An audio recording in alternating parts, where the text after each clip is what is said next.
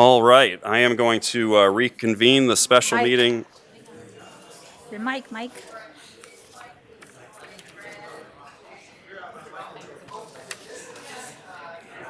I'm going to reconvene the special meeting of the Folsom City Council. Mr. City Attorney, anything to report? Good evening, Mr. Mayor. No final action tonight. Okay, I'm going to adjourn the special City Council meeting for April 9th, 2024, and convene the regularly scheduled Folsom City Council meeting for April 9th, 2024. Madam Clerk, will you please call the roll? Council members Rodriguez. Here. Rohrbach. Here. Aquino. Here. Chalem-Chierla. Here. And Kozlowski. Here. Okay, do we have any agenda updates?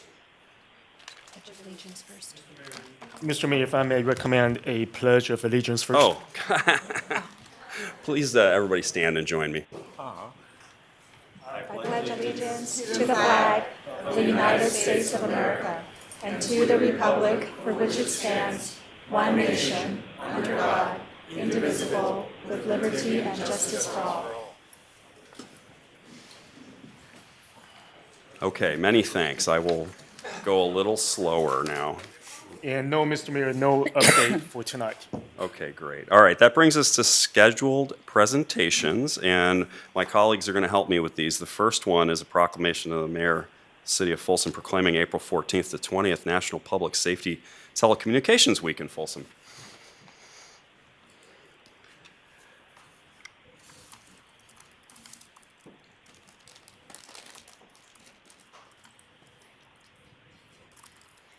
Go ahead. Yeah.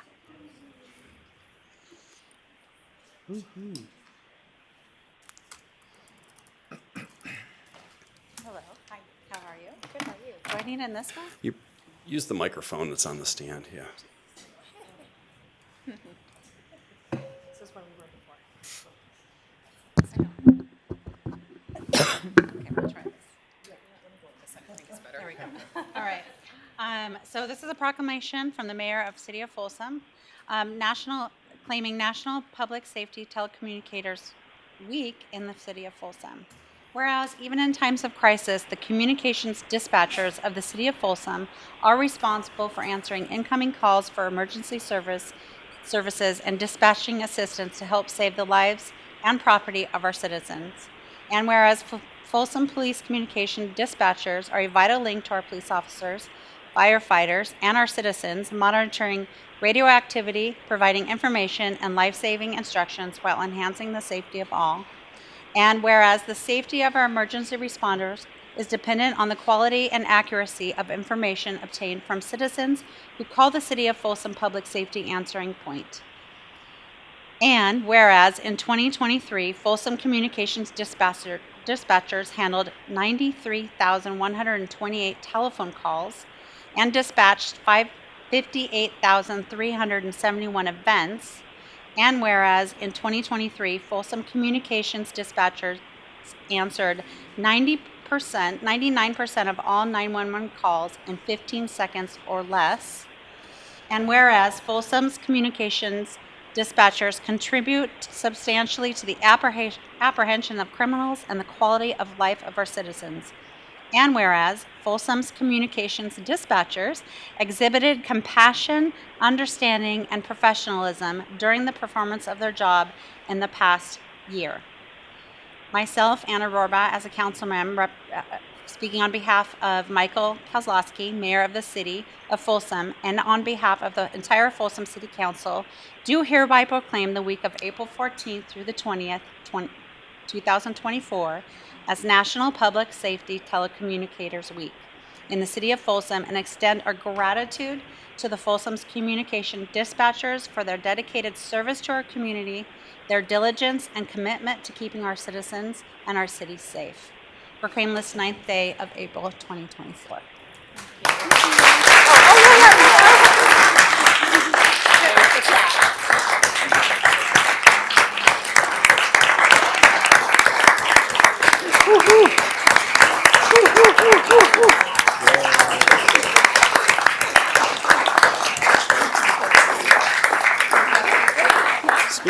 Speech.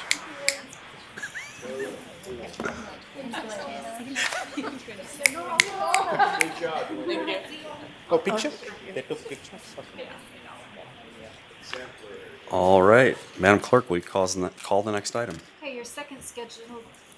Your second scheduled presentation this evening is a proclamation of the mayor of the city of Folsom proclaiming April 21st to the 27th as Volunteer Appreciation Week and recognizing the contributions of our CAPS volunteers. Presenting the proclamation will be Councilmember Chalem-Chierla. All my good friends, CAPS volunteers.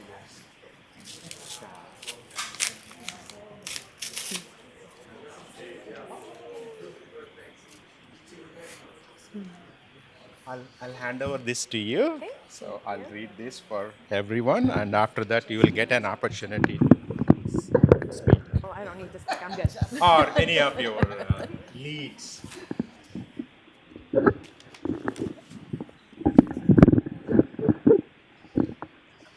So, each one is ready for 3 minutes speech, right? I want to make sure. Good. This is my honor to give this proclamation to all of you. Mayor, thank you so much. Me being the Volunteer of the Year award winner in 2022, this is a perfect one, and I ask for it. Thank you.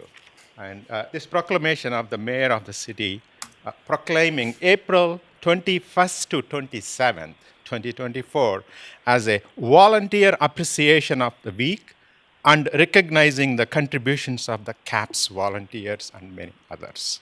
Whereas the community's need for public safety exceeds the number of police officers and the firefighters available. And whereas the Citizens Assisting Public Safety, known as CAPS, the popular program, in Folsom addresses these additional needs our public safety needed. Whereas the CAPS program was initiated in August 2000, and volunteers have been contributing over 211,000 hours. Wow.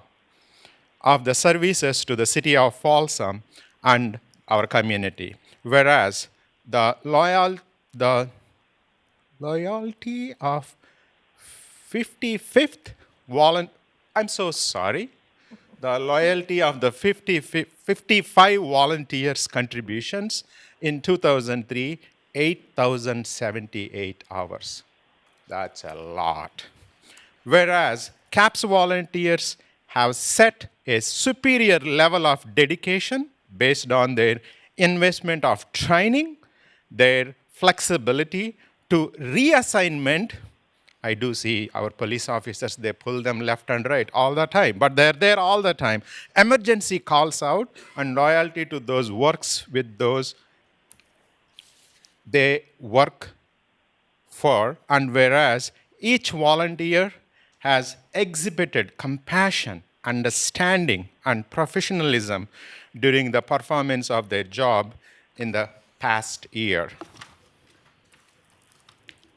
Now, therefore, I, Y.K. Chalem-Chierla, on behalf of Michael Mayor Kozlowski and the entire Folsom City Council, we are proclaiming the week of April 21st to 27th, 2024 as a Volunteer Appreciation Week.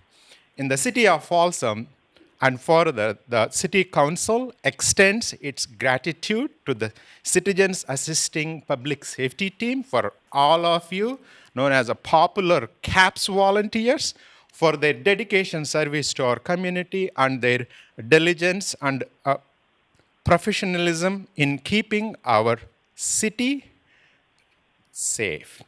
Proclaiming this 9th day of April 2024 for all our great volunteers. Just give them a big round of applause, please. Purely a volunteers. Jessica, you would like to say a few words? These guys, please make me look good. Any one of you, 3-minute speech? Once again, thank you so much. I know we have more proclamations coming. Thank you. Awesome.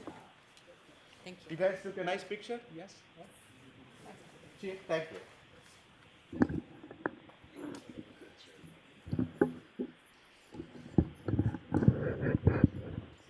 Okay, our next proclamation this evening is going to be item number 3. This is a proclamation of the mayor of the city of Folsom proclaiming April 22 as Earth Day, celebrated on April 20th. All right, is Sarah Vira, Mackenzie Jones, and Ryan Nevis here? Mayor Kozlowski, I should advise the audience that Sarah and Mackenzie and Ryan prepared a really informative, lengthy 90-minute presentation on the history of Earth Day. Unfortunately, we had some technical difficulties and can't access it, so they're going to wing it. I will expect that, a private presentation of that later on. Let me actually hand this to you, Ryan. Thank you. All right, so this is a proclamation of the mayor of the city of Folsom proclaiming April 22nd, 2024 as Earth Day, celebrated on April 20th of 2024. So Senator Gaylord Nelson and student activist Dennis Hayes organized the first Earth Day rallies on April 22nd, 1970, across the United States, which signaled that protecting the environment is an important goal of the American people, creating the modern environmental movement and landmark pieces of environmental legislation in the United States. And Earth Day was spread across the globe and became the world's largest civic event with celebrations across 192 countries that encourage billions of people to safeguard our planet. Earth Day will be celebrated in Folsom on April 20th, 2024, and the city of Folsom recognizes that an environment free of pollution increases property values, enhances economic vitality, protects native species, maintains air and water quality, and beautifies our community. And the city of Folsom recognizes efforts of the city staff to comply with state and federal environmental regulations that protect our community and natural resources for future generations. And the city of Folsom desires to share information with the public about sustainability efforts and inspire stewardship of our distinct natural environment. Now, therefore, I, Mike Kozlowski, mayor of the city of Folsom, on behalf of the Folsom City Council, do hereby proclaim April 22nd, 2024 as Earth Day, which will be celebrated here on April 20th with Earth Day volunteer opportunities and a community festival at 48 Natoma Street. Thus proclaimed this 9th day of April 2024. Please provide color commentary.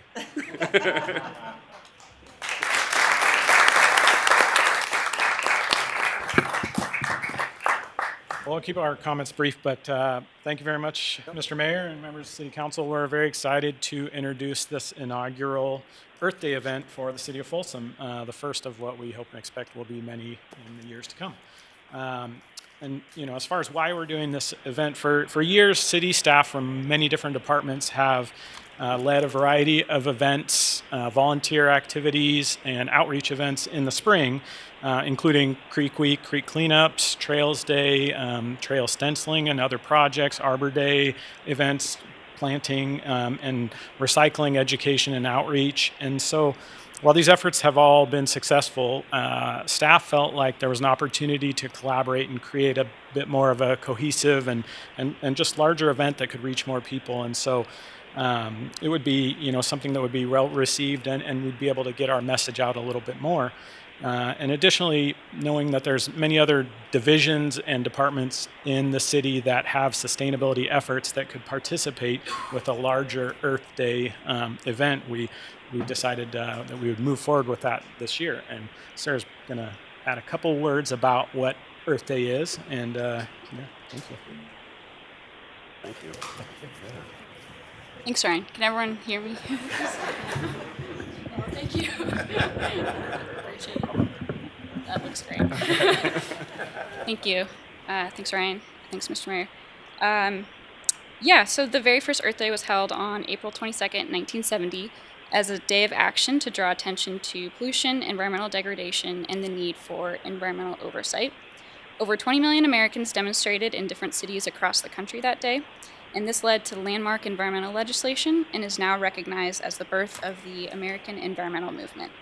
So in the 50-plus years since this first Earth Day, this day has become widely celebrated across the globe as a day to both recognize the environmental movement and raise awareness for the continued protection of the Earth for future generations. We're really excited to celebrate Earth Day this year. All right, I'm going to follow it up with what Earth Day is going to look like this year. So, like the mayor said, it's April 20th, this month, 2024. There's two components of Earth Day. We have a volunteer portion in the morning at 9 a.m., and they're going to be working on various community projects. That's creek cleanup, beautification at the zoo, and planting trees. And in the afternoon, I guess midday, 11 to 1, we'll have the Earth Day Festival, and that will include interactive and educational booths with some from internal departments as well as environmentally focused businesses here in the city of Folsom. Just some booths to highlight to get the atmosphere excited. We're going to have kids activities like a library booth. We're going to have various local artists that sell upcycled art there. We're also going to have cow waste so residents can directly ask them about where your recyclables are processed. Just to wrap it up, we're really, really proud of this collaborative event we've created, and we really hope to see you there. So thank you.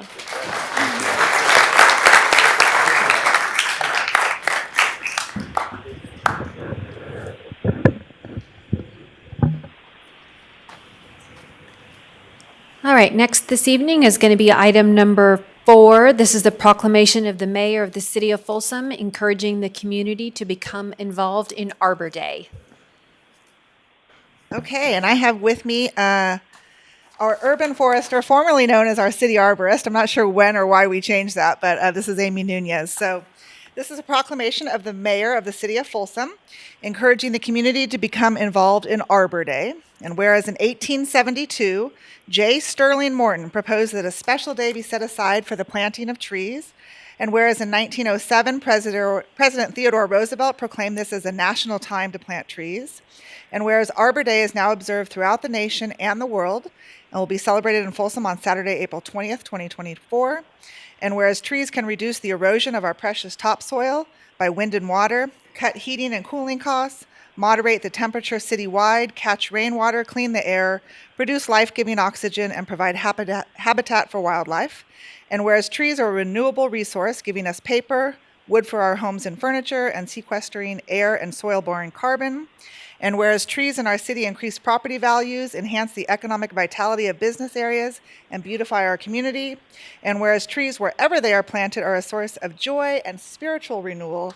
And whereas the urban forester, in partnership with volunteers and the Sacramento Tree Foundation, will be planting trees at Lions Park in celebration of Arbor Day. So on behalf of our mayor, Mike Kozlowski, we do hereby proclaim April 20th, 2024 as Arbor Day in the city of Folsom, and urge all citizens to celebrate Arbor Day by supporting efforts to protect our trees and woodlands, planting a tree of their own, or joining in our city Arbor Day event. And further, we encourage all citizens to enjoy the cool shade of trees and promote the well-being of this and future generations as Folsom becomes a Tree City USA for the 18th year in a row. Proclaim this 9th day of April 2024.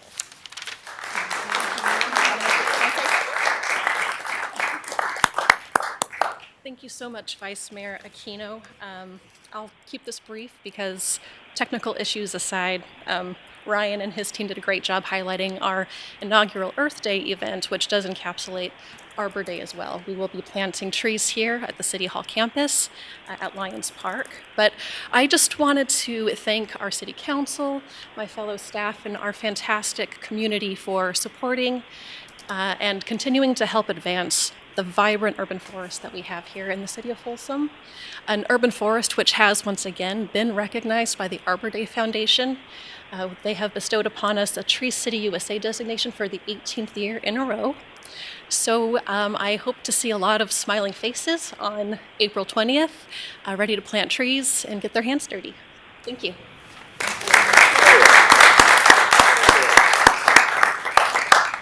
Okay, lots to celebrate. Please call the next item. Okay, your next item this evening is item number 5. This addresses long-term liabilities update, CalPERS, and other post-employment benefits. Bum, bum, Yeah. bum.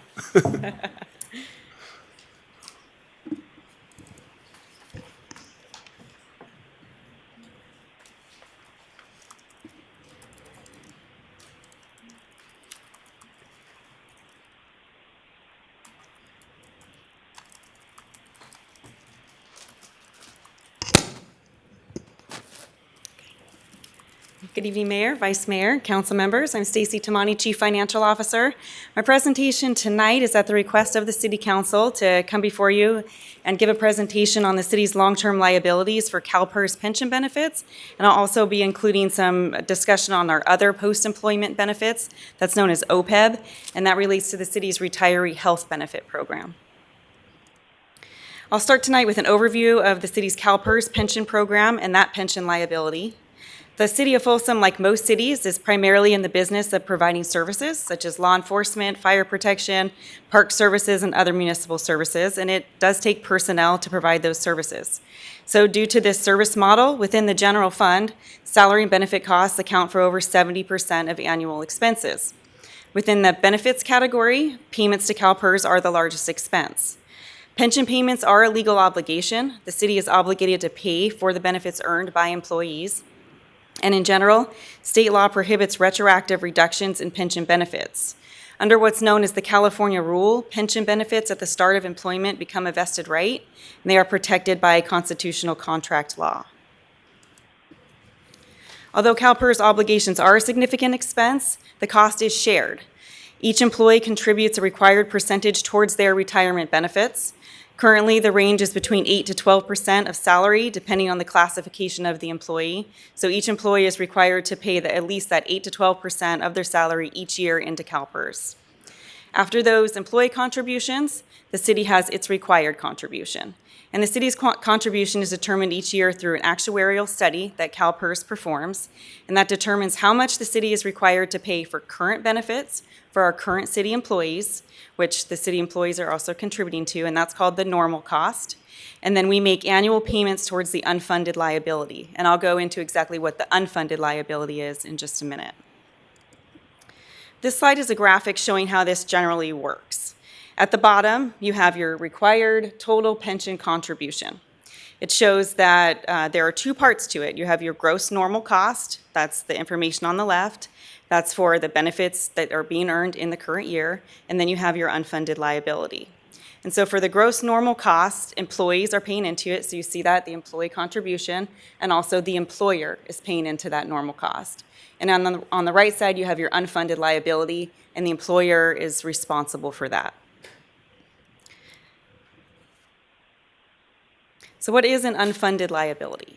An unfunded liability occurs when a pension plan has a shortfall in the amount of money that should be available in the plan to earn investment returns and pay the benefits.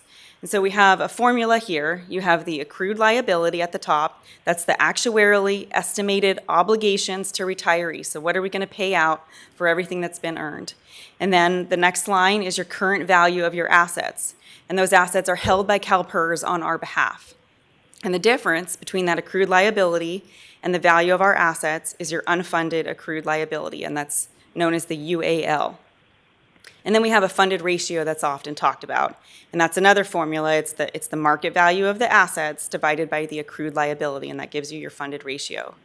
And in the actuarial report, CalPERS has this information that I listed here below about the funded ratio. If you have a funded ratio of 100%, that means that the funding of the plan is on target, and that future contributions that are equal to the normal costs, they're just paying for active plan members, should be sufficient to fully fund all retirement benefits. And I underline this next part, if future experience matches what they're assuming.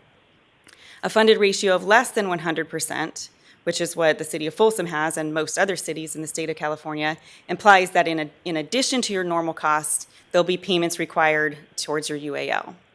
And then if you have a funded ratio greater than 100%, which means you have a surplus, you're still required under current law to continue contributing your normal cost, preserving that surplus for future contingencies because of the fluctuations in assumptions and in investment returns. So the city has always made its full required contribution to CalPERS. There is not an unfunded liability because of something that the city did specifically. There were no missed payments. There was just a full payment of the unfunded liability requirements each year and the normal cost. So if the city didn't do something, then why do we have this? What factors contributed to this? Well, most cities in California have some level of unfunded liability. The CalPERS system overall is underfunded. And there are several factors that contributed to public organizations within CalPERS having some level of this liability. The League of California Cities performed a retirement system sustainability study and findings, and that was in 2018. And these factors listed here were determined to have the most impact on the pension system and led to the unfunded liability.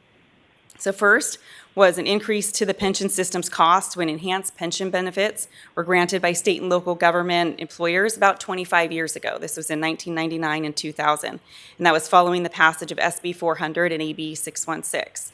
Cities throughout California and the state provided enhanced benefits at that time, and when negotiated, that statute required that those enhanced benefits apply to both prior and future service.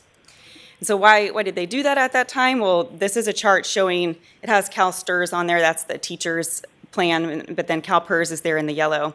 And in that 1999-2000 time, CalPERS was $40 billion overfunded. And so it seemed probably like a good idea, or that the plan could afford these enhanced benefits. But then it quickly became underfunded, and then the unfunded liability has continued to grow, which you see there with the yellow line going up. The second factor that contributed to the growth in the unfunded liabilities across the whole pension system is CalPERS investment performance and also changes in their assumptions. The Great Recession played a big role in CalPERS less than great investment returns, and we've seen similar results since that time, going through the COVID downturn as well. But in 2008, CalPERS suffered a negative 27% return on investment.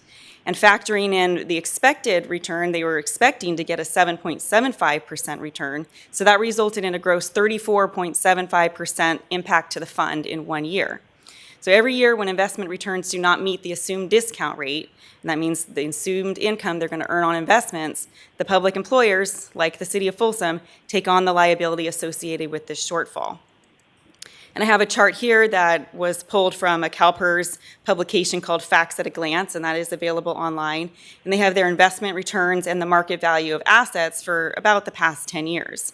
And what you can see here is that about 6 of the last 10 years, CalPERS investment returns did not reach their assumed rate. So the assumed rate right now is 6.8%. We had at least 6 years where it did not reach that.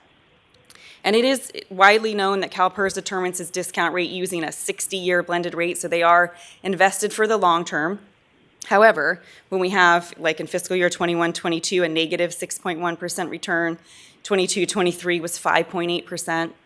So it's still well below their 6.8% assumption. And the market value of our assets that are invested with CalPERS goes down when this happens, and that leads to higher contributions required from the city to make up that difference. The third factor is that the League of California Cities indicated contributes to the growth in the unfunded liabilities is automatic cost of living adjustments, called a COLA, for retirees. These are automatically added to a retiree's pension benefit, and if that exceeds the assumed rate for these adjustments, right now they have a 2.3% assumed rate in the projections. If it exceeds that, then that increases the unfunded liability. The fourth factor was CalPERS contribution policy, and most notably, it was right after the Great Recession. They didn't require agencies to pay interest on the accrued unfunded liability. That shift in policy was an attempt to ease the burden of employers during that time, but what it did was just push the unfunded liability to future years. And the fifth factor that the League of California Cities indicated is demographics.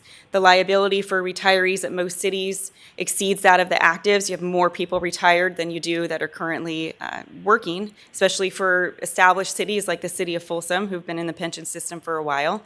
And so this creates more volatility. You have less people paying in, and that just creates a bigger impact on the funded status and ultimately on the contributions. So that was an introduction into what the unfunded liability is and the factors that have led to it. And now I'll go into what has been done to address pension costs. First, there were pension formula reductions. These were required by the California Public Employees Pension Reform Act, that's known as PEPRA. And those required changes have been implemented by the city. Those new formulas were implemented for all new employees that were hired on or after January 1st, 2013. And what you're seeing here is for public safety employees, what PEPRA required was that instead of a retirement formula of 3% and 50, the percentage went down to 2.7%, and the retirement age went up to 57%. For miscellaneous employees, similar thing. The percentage went down to 2% from 2.7, and the retirement age went up from 55 to 62. And the city of Folsom actually took reform a little bit further than was required by PEPRA, and we required something where if an employee comes in to the city of Folsom, and they're new to the city, but they're not new to CalPERS, we still put them into a reduced formula. And that is right now, you go down from 3% at 50 for public safety to 2% at 50. And for miscellaneous, 2.7% at 55 was the original one, and it's down to 2% at 55. So that was as an additional cost-saving measure. Because if you didn't have that, classic employees, they're called classic if they've been in CalPERS prior to 2013, would come in at that higher rate, the 3% at 50 or the 2.7 at 55. So as noted on the previous slide, the new formulas required by PEPRA and the city are lower for members in these new rates and not in the classic formula. So over time, this will reduce the city's overall pension costs as employees under the new formulas slowly begin to become the majority in our employee groups. However, the city's unfunded accrued liability, the UAL, is affected by what we've already talked about, the actuarial assumptions and the performance in the financial markets. So if in any year CalPERS doesn't earn their discount rate of currently 6.8% on investments, the city will see an increase in the unfunded liability. We'll see an increase in our required contributions to make up for that lower rate of return. So although the city's taken this action and there has been pension reform, there are still factors that are completely out of our control that will impact the city's pension costs. This slide here compares the costs of the benefit groups that we currently have. We have two group types. We have a miscellaneous plan and we have a safety plan. And so the miscellaneous employees are really everyone who doesn't fit into the police and fire safety plans. And within those groups, we have the classic level, so that was employees in CalPERS prior to 2013.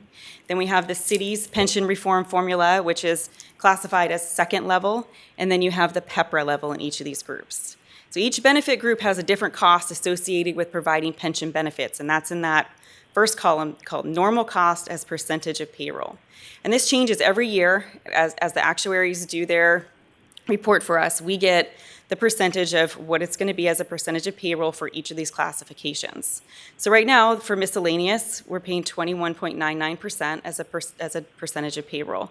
A miscellaneous second level, 21.6%, and for PEPRA, 16%. This is the total normal cost, and so it is the combined total, the employees are paying a portion of this. For safety, fire, classic is at 31.23%. The second level is at 25.95 and PEPRA at 22.91.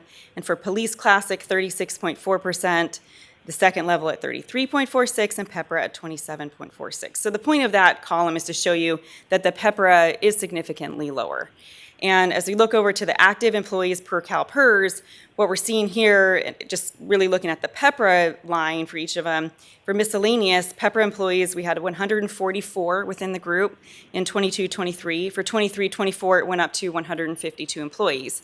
So that's a jump from 49% of the group up to 53% of the group, and that will continue to grow.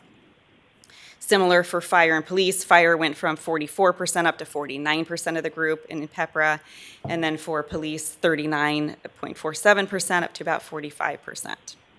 So as employees retire or leave city service and new employees are hired, you'll continue to see a decrease in these numbers, and then it will help to have more employees in these less costly tiers.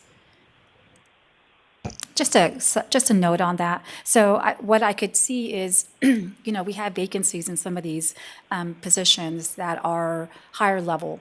So as we are trying to attract, say, police officers or firefighters who are experienced, it will not be a benefit to them to leave, say, where they may be in a, let me see, go back to that page. Go back to the, I think it's one page. It will not be beneficial for them to leave a, what is it? If they're in a classic at another jurisdiction, yes, that can be an issue. So if they're already a PEPRA employee but have experience, which we're starting to see for some groups, that PEPRA's been around long enough that now people have been in it for 10 years, but then they're getting the same thing no matter where they are. But if you do have a an employee with a longer career and they're in the Right. classic, then yes, it goes down. And then it could impact our ability to attract trained or more experienced officers or firefighters. It could. Right, yeah, okay, thanks. So this slide here is now getting into the actual costs. For fiscal year 22-23, the city paid $19.7 million to CalPERS. That was the total cost. So the total required contribution, which is the unfunded liability payment and the normal cost. And then the budget for this year right now that we're currently in anticipates $10.9 million for miscellaneous, $10.6 million for safety, for a total contribution of $21.5 million. And the general fund has $17.9 million of that cost. The next two slides show the total unfunded liability for each plan. So we have that miscellaneous plan and the safety plan.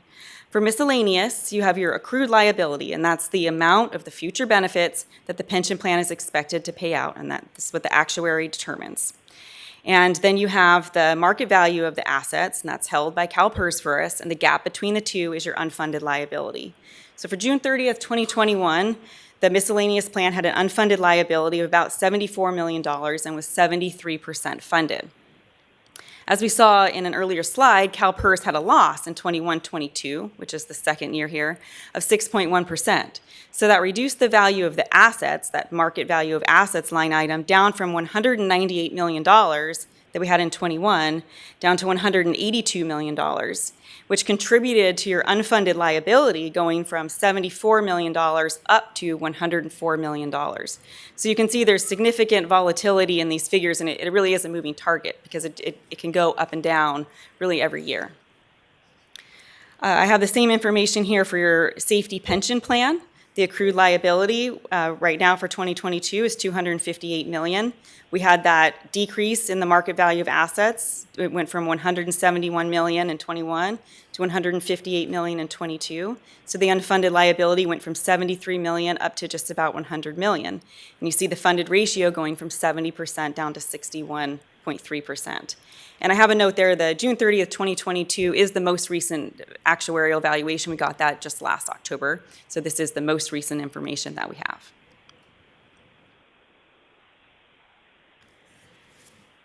This slide here shows the projected future PERS contributions, and this comes from a tool that CalPERS provides to employers. It's called the Pension Outlook tool. And they input their current assumptions into this, which we have in our actuary reports. And then they provide a forecast of the required contributions. And I've listed up through 2930 here. And the main takeaway from this slide is that the total contributions for miscellaneous are projected to increase from what we're paying now at $10.8 million up to $13.9 million. And for safety, from our current $10.6 million up to $14.1 million by fiscal year 29-30. So that's an increase when you look at the total column of about $6.6 million over the next 6 years. About $5.5 million of that increase will have to come from the general fund. And it's important to note that for these projections, these assumptions, CalPERS assumes that payroll growth will only be 2.8% per year. That doesn't include anticipated step increases, but anything beyond that. And so if annual increases are negotiated over that 2.8%, then this will all change and will go up. And this is projections also based on them hitting their 6.8 discount rate. Yes, so this Okay. slide here shows the other assumptions that are included there, the discount rate of 6.8%, the payroll growth I just talked about at 2.8%, and then they have an inflation rate assumption of 2.3%, and that is just used to predict the COLA adjustments for the CalPERS retirees. So if any of that changes, then for the worse, then our required contributions will go up. They could change for the better. It could change for the better. Happens occasionally. This last slide here on the PERS portion of the presentation is what can cities do today about their unfunded liability? That retirement system sustainability study performed by the League of California Cities that I already mentioned noted that under current law, cities have few options to address growing pension liabilities. The study discussed that there are a few limited options that are allowed under the current law, and so I'll go through them here, and they're just listed in the order that they were listed in the report. The first one is the city could develop and implement a plan to pay down the city's unfunded accrued liability. What that really means is that you could make what is called additional discretionary payments to CalPERS, and so you're just essentially, prepaying your UAL, like you maybe if you wanted to make extra payments on your mortgage. It's similar to that. The league stated in their report that this option may only work for cities in a better financial condition because you need to have extra available resources to make these payments beyond what is required, because we still would have to make our required payments. This would just be additional. The second one that they considered is that cities could consider local ballot measures to enhance revenues to help to avoid service costs. Since pension obligations are a legal obligation, they will have to be paid, and so then often they take up more of the general fund resources, and other service costs end up getting a smaller allocation. The third option was to create a pension rate stabilization program that is a 115 or 115 trust fund. And we do have a trust fund for our OPEB liability, which I'll talk a little bit more about. But this is an option that we could do for CalPERS. You can use it to offset unanticipated spikes in your contributions. So if you had enough funds in this trust fund and it was growing, you could budget to use it to offset those fluctuations. But again, initial funds must be identified, and you would need to have some type of a reoccurring revenue source in order to fund this. And so, again, the league noted that this option may work better for cities that are in a better financial condition. The fourth one is an option to change service delivery methods and levels of certain public services. They noted that many cities have already consolidated and cut local services during the Great Recession, like the city of Folsom did, and have not been able to restore those service levels. And so an additional service level cut or round of cuts would be harder, as you'd have to cut even deeper. The fifth option is to use procedures and transparent bargaining to increase employee pension contributions. Some agencies have done this, and their employee organizations have already entered into these agreements. What this means is that you're negotiating with your safety and miscellaneous bargaining units for them to pay more than what is already required out of their salaries towards the CalPERS benefits. And the sixth one here, which is really not recommended, but it is an option, is to issue pension obligation bonds. And the Government Finance Officers Association strongly discourages local agencies from doing this, but it is an option. But it can leave the city in a situation where now you have debt service payments on the bonds you've issued, but your UAL continues to grow because the assumptions still aren't being met. And so now you have kind of a doubling of your payment, or at least more than what you would have had you not done that.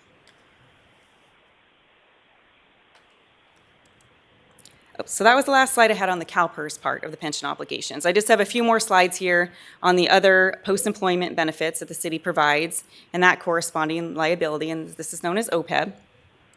And the city's retiree health program falls into this category, and it's actually the only benefit that we have that falls into this OPEB category. And what is received is that the city pays a portion of the premiums for health benefits for retirees. As a savings measure, the city eliminated this benefit for any new employees that were hired after May 8th of 2007. So this eventually will have an end date since there's no new employees being added to this plan. The city established an OPEB trust fund in 2008 to set aside resources to help fund the city's OPEB obligation, so that has been growing. And the city's been contributing to that trust fund pretty regularly, about $500,000 per year. Money in this trust is irrevocably committed for retiree health benefits, and that would be the same if you had one for the CalPERS. And also for this plan, every 2 years, the city hires an actuary to perform an evaluation of the city's liability and calculate the determined contribution. So as of the most recent report, we have 407 retirees that are currently receiving this benefit, and we have 110 active employees that are eligible to receive this benefit when they retire, if they retire from the city of Folsom. So you will not see an increase in the active participants. That will always continue to go down as we move forward. The unfunded liability is calculated in much the same way that the CalPERS unfunded liability is calculated. You have your accrued liability at about $100 million. That's the amount of the future benefits that this program is expected to pay out. And that we have the market value of our assets. That's what we have in the trust fund right now. It was about $9 million as of June 30th of 2023. So that gives you a funded ratio of about 9% for this program. This slide here shows the portfolio performance. So the first line is our OPEB trust, and then the second one is the benchmark that we follow. So for the calendar year to date, the trust made 15.2%. The last 5 years, 6.5%. The last 10 years, 5.1%. And since inception, which was May of 2008, it's made 5.5%. And that happens to be exactly the discount rate that we selected for this plan. So that's good news for that one. And then it has exceeded the benchmark of 4.9% since inception. Right now, there is no requirement to contribute to the unfunded liability directly, because this isn't through CalPERS, this is just the city's plan, and the council doesn't have a policy requiring additional contributions. So the contributions that we're making right now are pay-as-you-go, so we're paying the current costs for the retirees, paying those bills, and then we're making that $500,000 contribution to the trust fund each year. So this slide is a projection that I just pulled directly out of the actuarial report, showing the projected costs for this plan for the next 30 years. And what you see here is that it kind of tops out at about 2039. And that's due to no more members being added to the plan. And so that should be the maximum amount right about there. But again, if actual experience is different than the assumptions, then the cost that's projected could change up or down. And so that concludes my presentation on the city's long-term liabilities for pension and OPEB. I have listed some resources here that were used in preparing this presentation. They're available online on the League of California Cities website, the CalPERS website, and the City of Folsom's website if anyone happens to be interested in reading these documents and learning a little bit more. And I'm happy to try to answer any questions. Excellent. Thank you very much for that presentation. Any questions from the City Council? Thank you for doing that. I don't know how you made something so complicated. I don't know how you presented it very simply, but it's still very complicated. What are other cities doing in this situation where the unfunded liabilities are fluctuating so much and going down as well? Are they instituting different policies, like, we're funding it at 60% rate, or, What I've seen is they're not as concerned about the rate. What they are doing is some of those additional discretionary payments. And CalPERS can help an organization to look, you can actually pay off a certain portion of it. So let's just say you had, as an example of a household, you had 10 credit cards and one of them was the most expensive. You can pay off one of those. And that's kind of how this works. So you can make an additional discretionary payment that actually makes a difference. Based on the analysis that CalPERS can help a city with. So they are making additional discretionary payments, and I do see cities setting up the 115 trust fund to help with the swings up and down, because it does go up and down. We've seen when CalPERS has a good year, then our discretionary payment stays flat. And so then it goes up, in a year after that. If we did have resources available, it could help to offset the impact to the general fund, that's happening just in 1 year, and then we're not prepared for it. Okay. That's all I have at the moment. Rosario, anything? No questions. Okay. By the way, that was an excellent presentation. Thank you. No, very informative. I know you, OPEB. Right now we are putting $500,000 into that trust fund. Correct. And it is helping to make the ongoing healthcare benefit.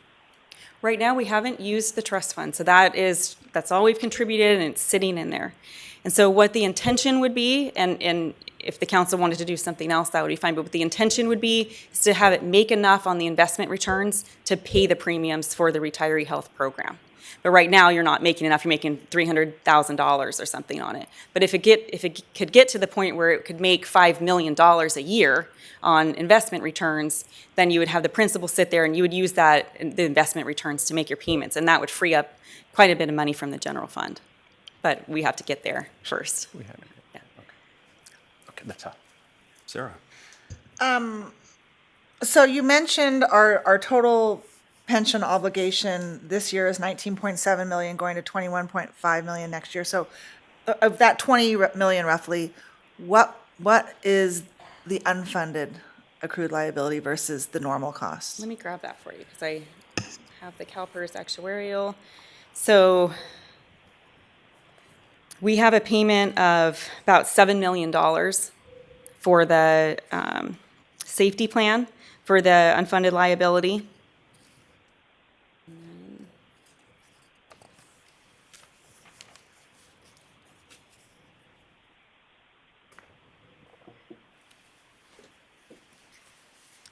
Yep, and then for the miscellaneous plan, it's at about $8 million. So you're saying roughly 15 of the 20 million It's going towards, towards the unfunded liability. correct. So obviously that's concerning, but the thing that's more concerning to me is that it appears we're not even collecting enough in normal costs, which means there will always be an unfunded liability. Because the discount rate for CalPERS is currently 6.8%. If I understood one of your slides correctly, the average rate of return is about 5.8%. 5.8% was this year's returns, the Okay. most recent one. Okay, but there were several years where they did not hit 6.8%, Correct, right? correct. Which means we're not collecting enough in current normal costs, and there will always be an unfunded liability. So the city of Palo Alto, several years ago, I looked into this. The city of Palo Alto did their own actuarial study and figured out that the discount rate really should have been about 6% or something like that. And so I believe they are collecting more from their employees, and they're contributing more toward the normal cost of the employer also to make up for that. It seems like something that we ought to see how they're doing it and look into that, because I mean, to me, it's kind of like it's like the federal deficit and debt, right? I mean, until you deal with the deficit, you can't even start chipping away at the debt. You know, I mean, we're not even collecting enough in normal costs right now. That's So rather absolutely an than option. working on the benefit, work on the cost. Because we have chipped away at what the benefit is. That's the difference, Right, but right? yes, but the amount that we're paying in normal costs every year, right? This percentage of payroll is all based on these assumptions. Their assumed rate of return, their discount rate, is too rosy. It's too I see, optimistic. yeah. So we could just make the choice to assume a different discount rate Right. and make up that difference in payments? Right. Gotcha. I assume that has to be part of a bargaining process with the labor unions, which of course is the tough part. But you know, there's always going to be this problem unless Yeah. we either we or CalPERS uses more realistic assumptions. Right. Thank you, Stacy. Very good presentation. Yeah, Stacy, spectacular. Getting something that is very dense to unpack down to a reasonable amount of slides. Thank you. I guess the only question I have is sort of a more general one. Is that the suggestions from the League of City, for instance, of what you could do to try and lessen the volatility, I guess is probably the only thing that you could achieve. You know, that's what you're talking about also, I think. Short of taking a step to try and lessen the volatility in what we pay from year to year, it doesn't seem like there is either a cliff that we're approaching in terms of what this overall cost is relative to the general fund as it exists right now, right? And it also doesn't seem like there's a lot of upside to us trying to prepay that debt, because we'll always be at the mercy of the fluctuations of the stock market. It's kind of like, you know, when we've talked about how much water is in the lake every year, we can't control how much rain falls in the Sierra, right? So that part of it is out of our hands. Is there anything I'm missing there, or is that a fair assessment that there's not a lot of... It's kind of like making early payments on your mortgage. If that's the very lowest interest money that you've ever borrowed, there's no reason to pay it off early if you've got other debt, right? So is that Correct. It's a way of looking at They this? can do a calculation of how much interest you'll save, and that's really where the savings is the interest on the unfunded liability if you Right. were to pay down the portion. So overall, over the life of it, you probably would save something on it, but we're only required to pay, you know, there's no requirement to have a certain funded ratio. Yeah.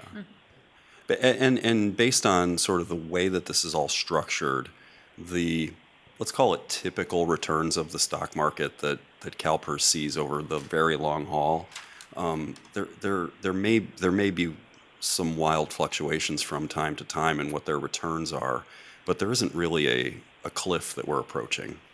That doesn't seem apparent at all.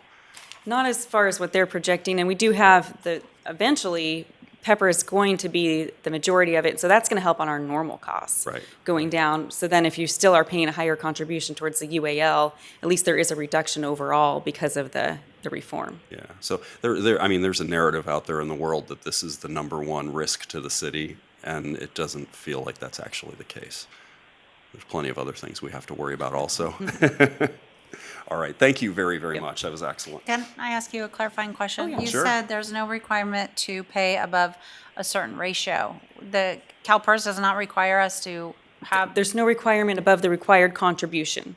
So when they do their actuarial report, they tell us how much we have to pay. We've been paying that.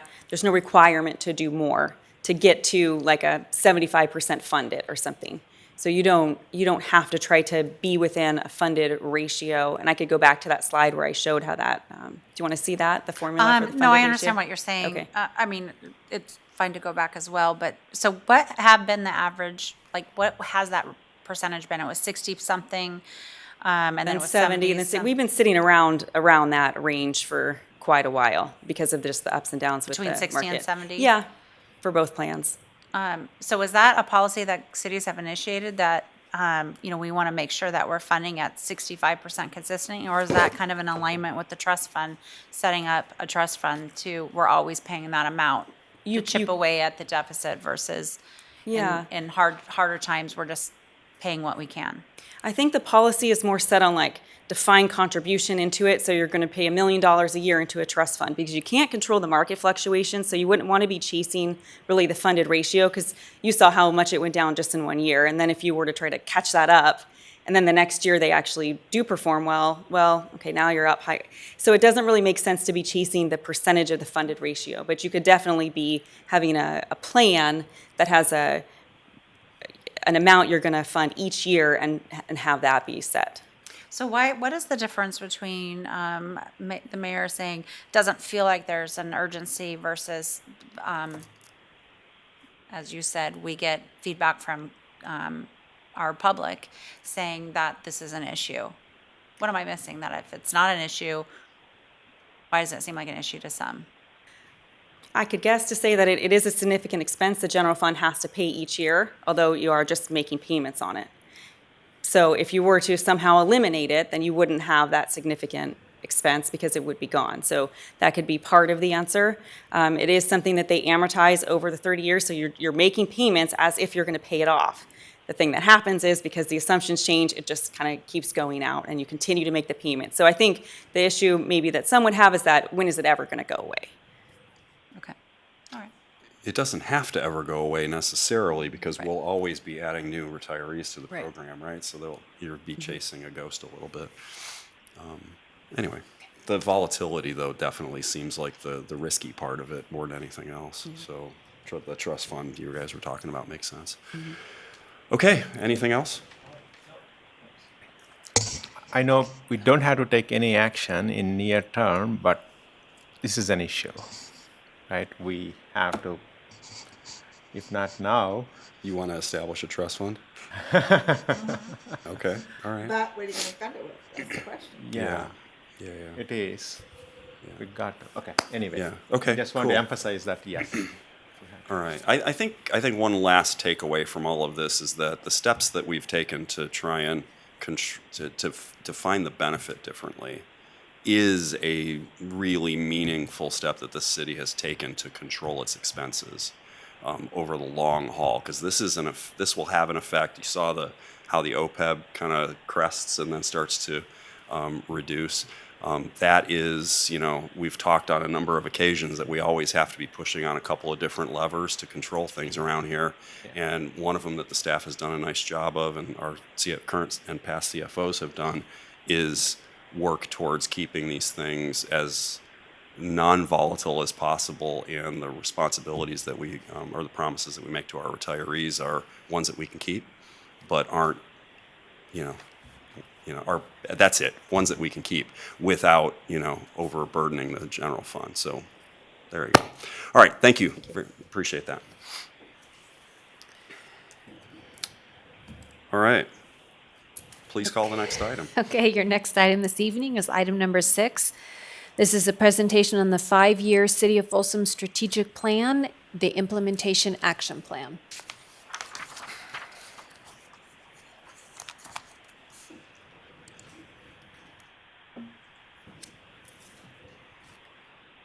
Good evening, Mayor and Council. I'm Christine Brainerd, Communications Director for the City of Folsom. And tonight I will present to you an update on the progress made on the city's 5-year strategic plan. In April 2023, the Folsom City Council unanimously approved a strategic plan. And that plan set forward goals, strategies, and priorities over the next 5 years. The plan also outlined a vision, mission, operating principles, and priority areas of focus for our organization. It was guided by the City Council, the city's executive management team, as well as the community.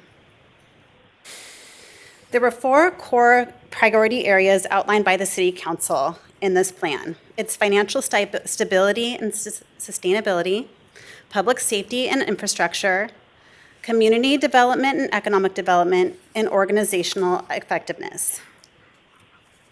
The City Council also established 5 short-term priorities, including identifying a funding plan to expand police department facilities, identify funding to increase police department staffing, initiate technology solutions to streamline the organization and improve efficiency, complete the River District Master Plan, and develop a funding and sponsorship plan for the Johnny Cash Art Trail.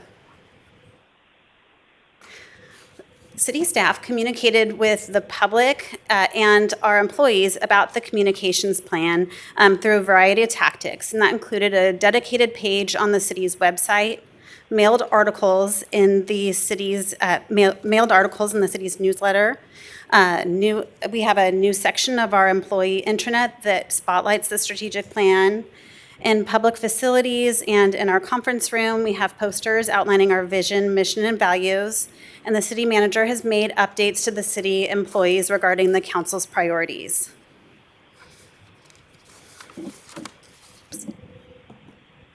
So the plan includes an implementation plan that puts the strategies and goals into action. So in attachment 2 of your staff report, there are about 40 updates on various strategies and tactics throughout the plan. The projects are scheduled for over the course of 5 years, but for the sake of brevity tonight, I will focus on recent milestones and the City Council's priority areas within each of the 4 goals.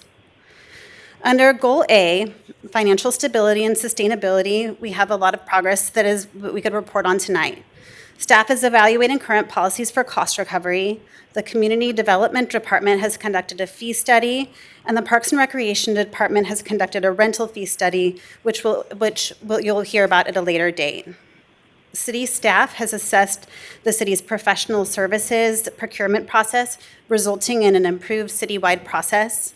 And the City Council approved an emergency reserve policy range. And by the end of the next fiscal year, a long-term funding plan will be evaluated as part of the surplus funds policy discussion. Under Goal B, public safety and infrastructure, planning and design work on a second fire station in the Folsom Plan area could begin as early as next year. And this fire department is going to begin work on its own 5-year internal strategic plan. The police department has identified its facilities needs and has expanded to a new space, an additional space at 11 Natoma Street, and the department has identified other expansion needs and staffing needs, but a funding source is yet to be determined. To advance our sustainability goals, Public Works has begun incorporating electric vehicles and charging stations into the city's fleet. And on the technology front, the finance department has updated its financial accounting software. Public Works has upgraded traffic control systems and is managing the installation of high-speed fiber network. The city clerk's office has implemented new software for public records requests, and the communication staff launched Inside Folsom, which is a new employee intranet site. Significant progress has been made in Goal C, economic and community development. Master plans for the River District and for the Central Business District are well underway and are slated for adoption by the end of this year. Developer applications for a Folsom Plan area town center could be received as early as 2025. Public Works is currently seeking federal funding opportunities for the Corporation Yard relocation. The sponsorship plan for the Johnny Cash Trail has been completed and was recently presented to the Parks and Rec Commission. And city staff is currently working on the History Walk in partnership with Folsom History and with State Parks. Oops. Under Goal D, organizational effectiveness, our city manager is working actively on advancing succession planning efforts, and diversity, equity, and inclusion trainings have been held, and a formalized program will be expanded this year. So on an ongoing basis, we'll be providing updates to the City Council with your next presentation scheduled for fall of 2024. The strategic plan also helped inform and shape the city's annual budget. And we've also developed a webpage. So for the community to get a progress report on the City Council strategic plan, information is available on that site of the city's webpage. City staff and department heads are available to answer any questions you may have about the strategic plan. Thank you, Christine. Yeah, good work. Thank you. Any questions from the council? No questions. I have a comment, but no questions. Okay. I have questions. Fire away. Not necessarily for you, Christine, but thank you for your presentation. But you can stay up there because you never know. So I'm just kind of went in order, and so I'm trying to organize my thoughts. So I can't read this. Sorry, hold on. I really liked the action plan, the implementation action plan that you had included on here. So I have a few questions on each of, not on each of them, but on several of them. Starting with the financial stability and sustainability, I included some different departments in this. I'm curious if you've done cost recovery analysis, or if asked the Parks and Rec Department to do cost recovery analysis, and what has come of that, and then what are you planning to do with that? I'm going to ask our Parks and Rec Director to come on up, Kelly Gonzalez, to update on that. Thank you.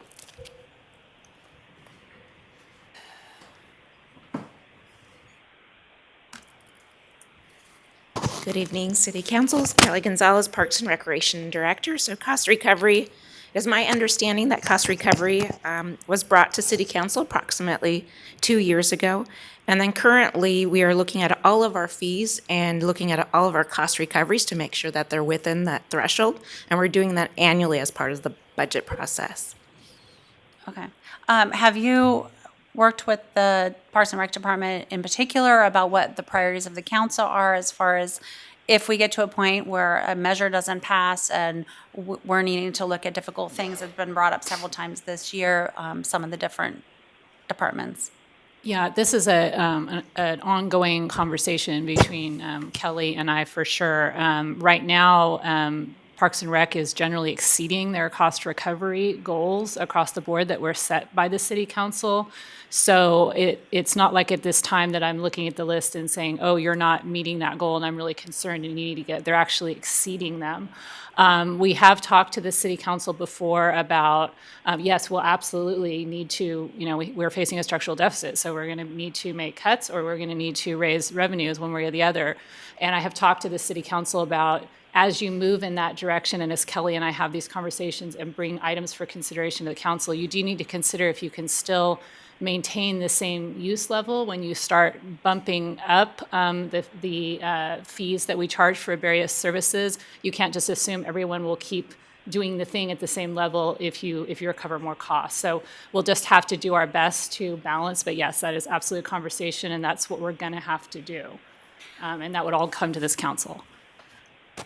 And we currently are working to bring some additional fees to City Council that we are proposing to increase as part of the budget process. So that, and more in general, then, let's just assume that we don't get the sales tax revenue from the Citizens Initiative to go through.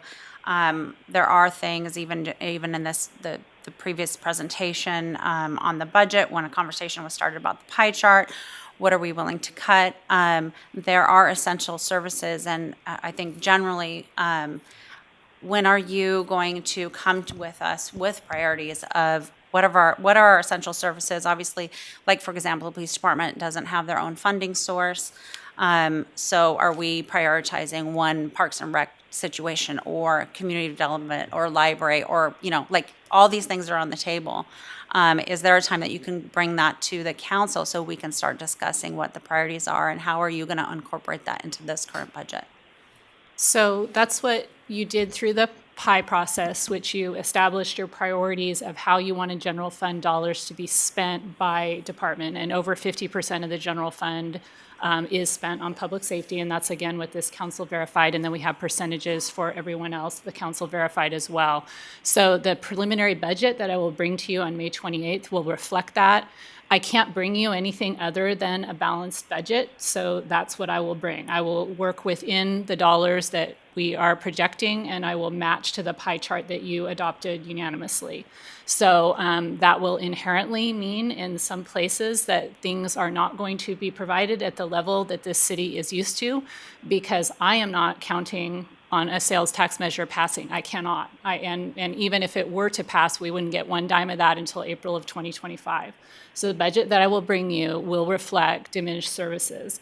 I'm going to go into some of this in an item later on the agenda, but just a reminder that about 72% of the general fund is salaries and benefits. So these are actual people we're talking about. And when you're talking about cuts or diminished services, there are very few things that you can just say, well, this is gone. That means people go. And so we're having a lot of really hard conversations.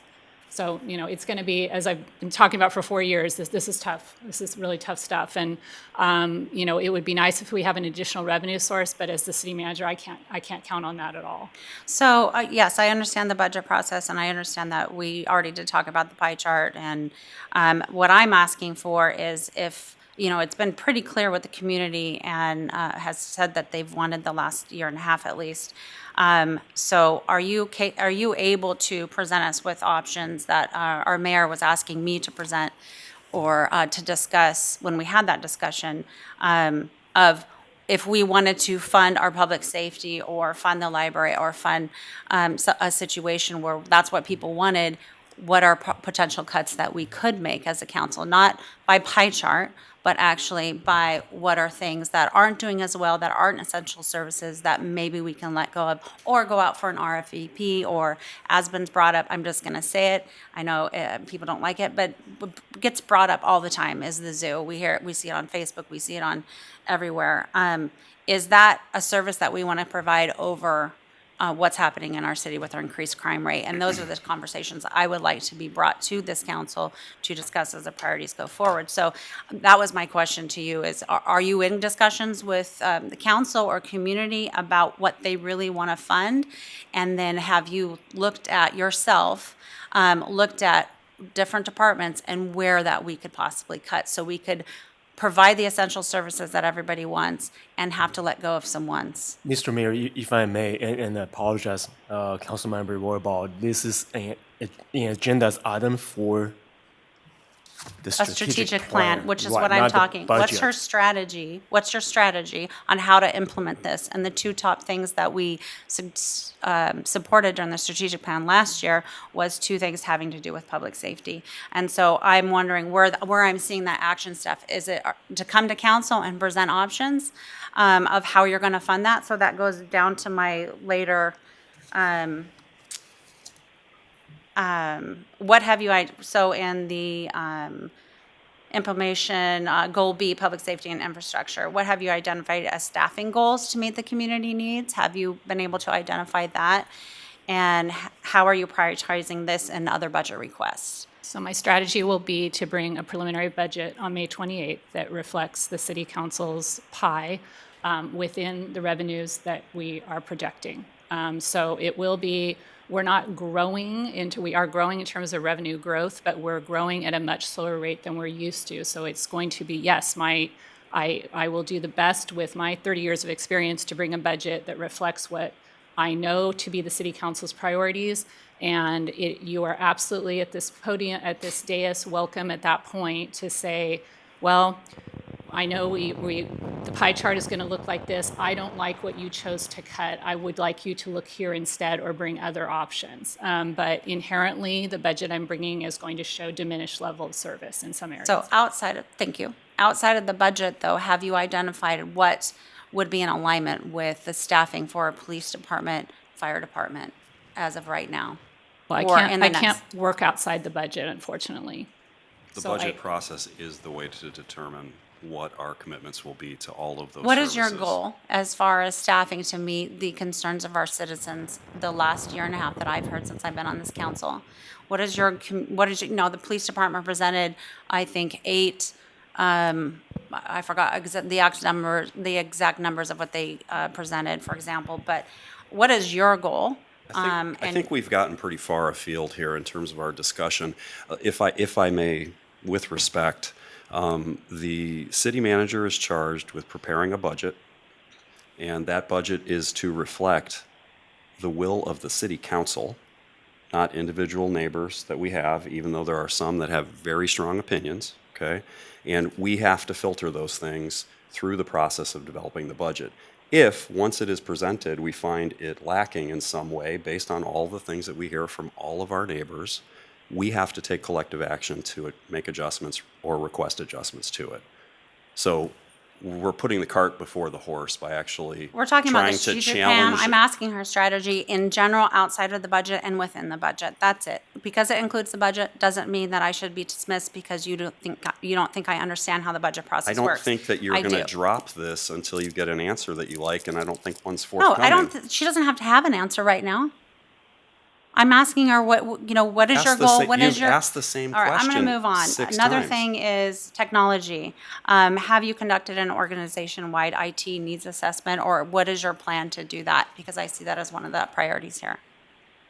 Stacy, I don't know what to degree Ephraim has done a citywide technology assessment. I know he's continually looking at, specific departments and needs, but That's something we do need to have funding for within the budget. And so right now, in this current fiscal year, we don't have funding to hire somebody to do that. Okay. And that would be like an outside consultant. Okay.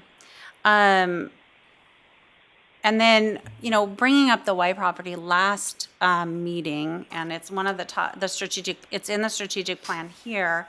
Where do you see in the time frame of maybe within a year to identify how we can use the Y property in a different way? so again, we're working with diminished revenues and a structural deficit. So I'm very pleased that the council adopted a strategic plan, and I actually led the effort to Well, have a strategic plan. before you go on this, because I'm just not wanna- talking about something that would Councilmember Rohrbaugh, require revenue. If I could just finish my thought.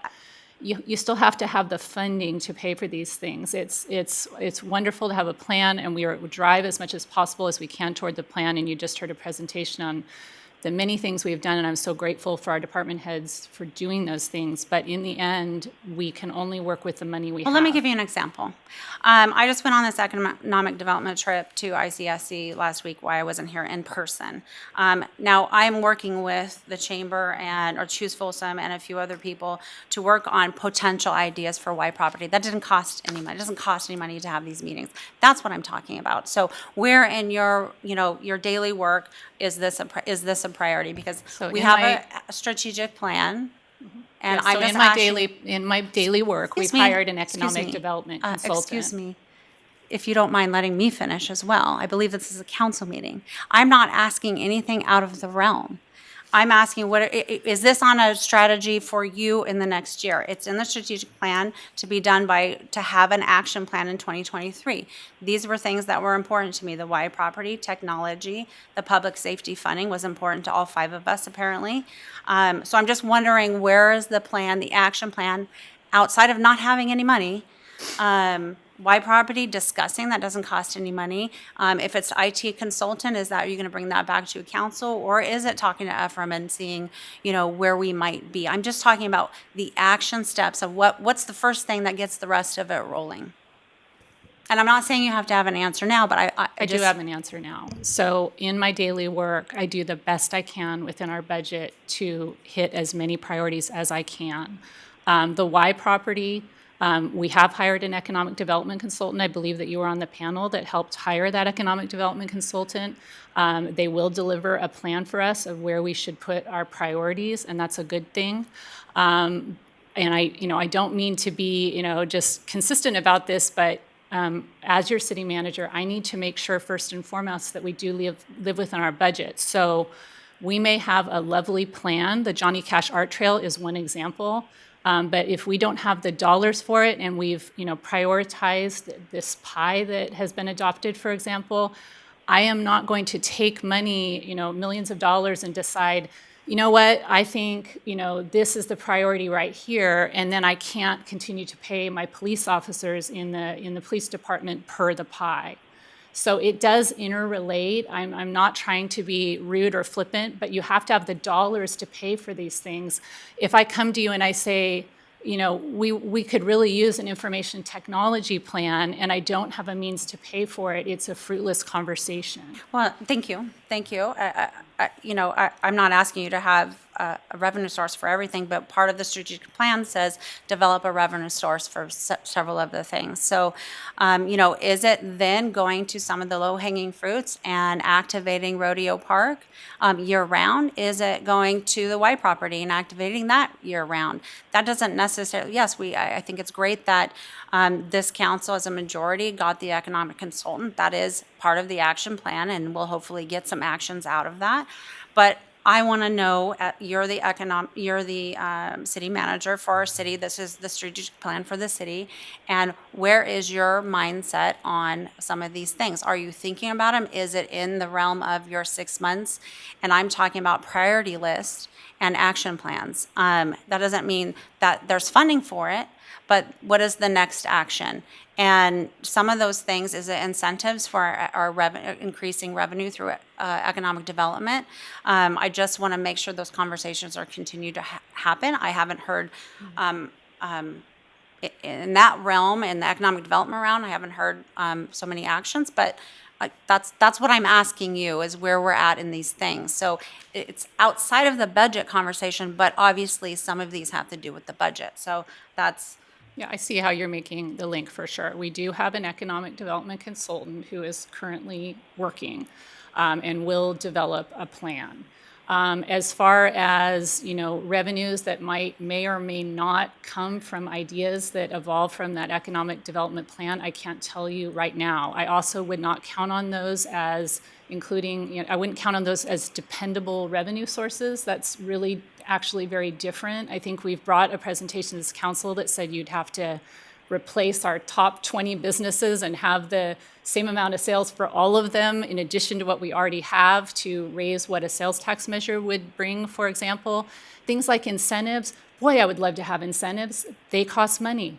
When you bring, there are cities that can put $1 million on the table to attract a business.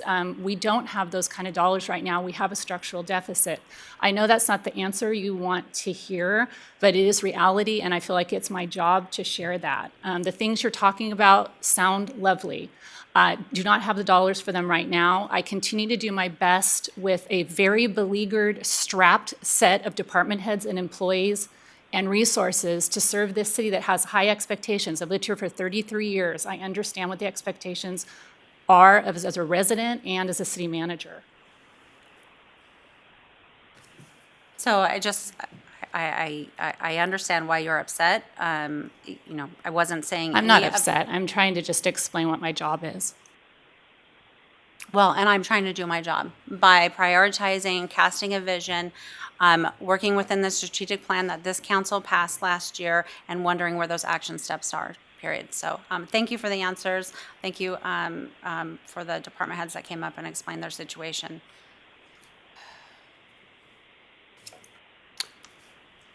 Okay, any last questions from my right side? All right, thank you very much for the presentation. Let's move on to business from the floor, please. Actually, I just had a comment. Can I have a comment? Sure. I just wanted to comment that when the department heads presented several months ago, I really liked how they linked their presentations and their desires to the actual strategic plan. Because when I went back to look at it, I was able to make that link, like, okay, this request would assist in this area of the plan. So I just want to give I really enjoyed that part. Thank you. And we are doing our best, as we did with the budget last year, and we'll do it again this year, to match up when we bring the preliminary budget to say, okay, here are your strategic priorities. Here's what we've done, to make progress in that direction. So we're trying to make that linkage as best we can. Okay, business from the floor is an opportunity for members of the public to comment on items that are not already on the agenda. Do we have anybody who would like to talk? You have one request to speak this evening under business from the floor, Diane Chigelski. Come on down. There was one other request from one of our neighbors, Joanne Broush, and she wanted to draw attention to the fact that Castle Park is in need of some rehab over right there by there. Oak Chan. So I'm That's sure right. we'll get those comments at a future meeting. Well, what I wanted to talk about was 21 years ago when my husband and I moved here to Folsom, we were told that there would be an on and off ramp overpass over Oak Avenue Parkway and Highway 50. And now I understand that that has been changed and it will be only an overpass for the new development that is going on south of Highway 50. Since the expansion of Folsom south of Highway 50, East Bidwell, traffic has been very congested, and I'm sure that's no news to any of you, but it's just, at the intersection of Iron Point and East Bidwell, and, sometimes if you're commuting home from Highway 50 to get onto East Bidwell, you can be backed up for a half a mile. And it might take you 20 minutes to get to the stop sign or the light. So I'm just wondering, is there any way that we can get an on-off ramp instead of just an overpass? So the council during business from the floor actually can't engage back and forth when it's not on the agenda.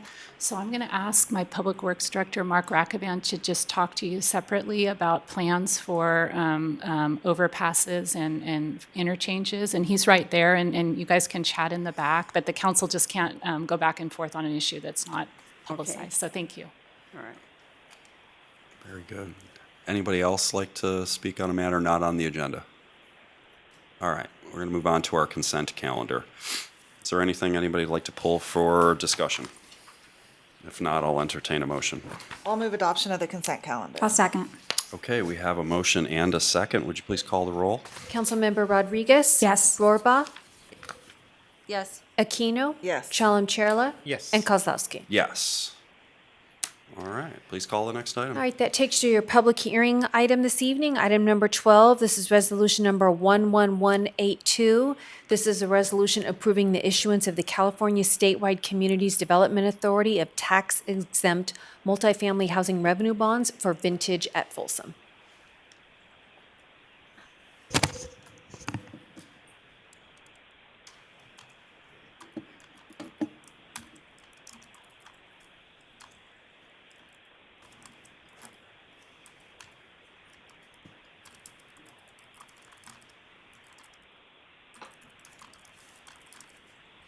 Presenting tonight will be Stephanie Henry. Sorry, I'm a little rusty here. No Send a worries. projector? I'll get you. Hold on.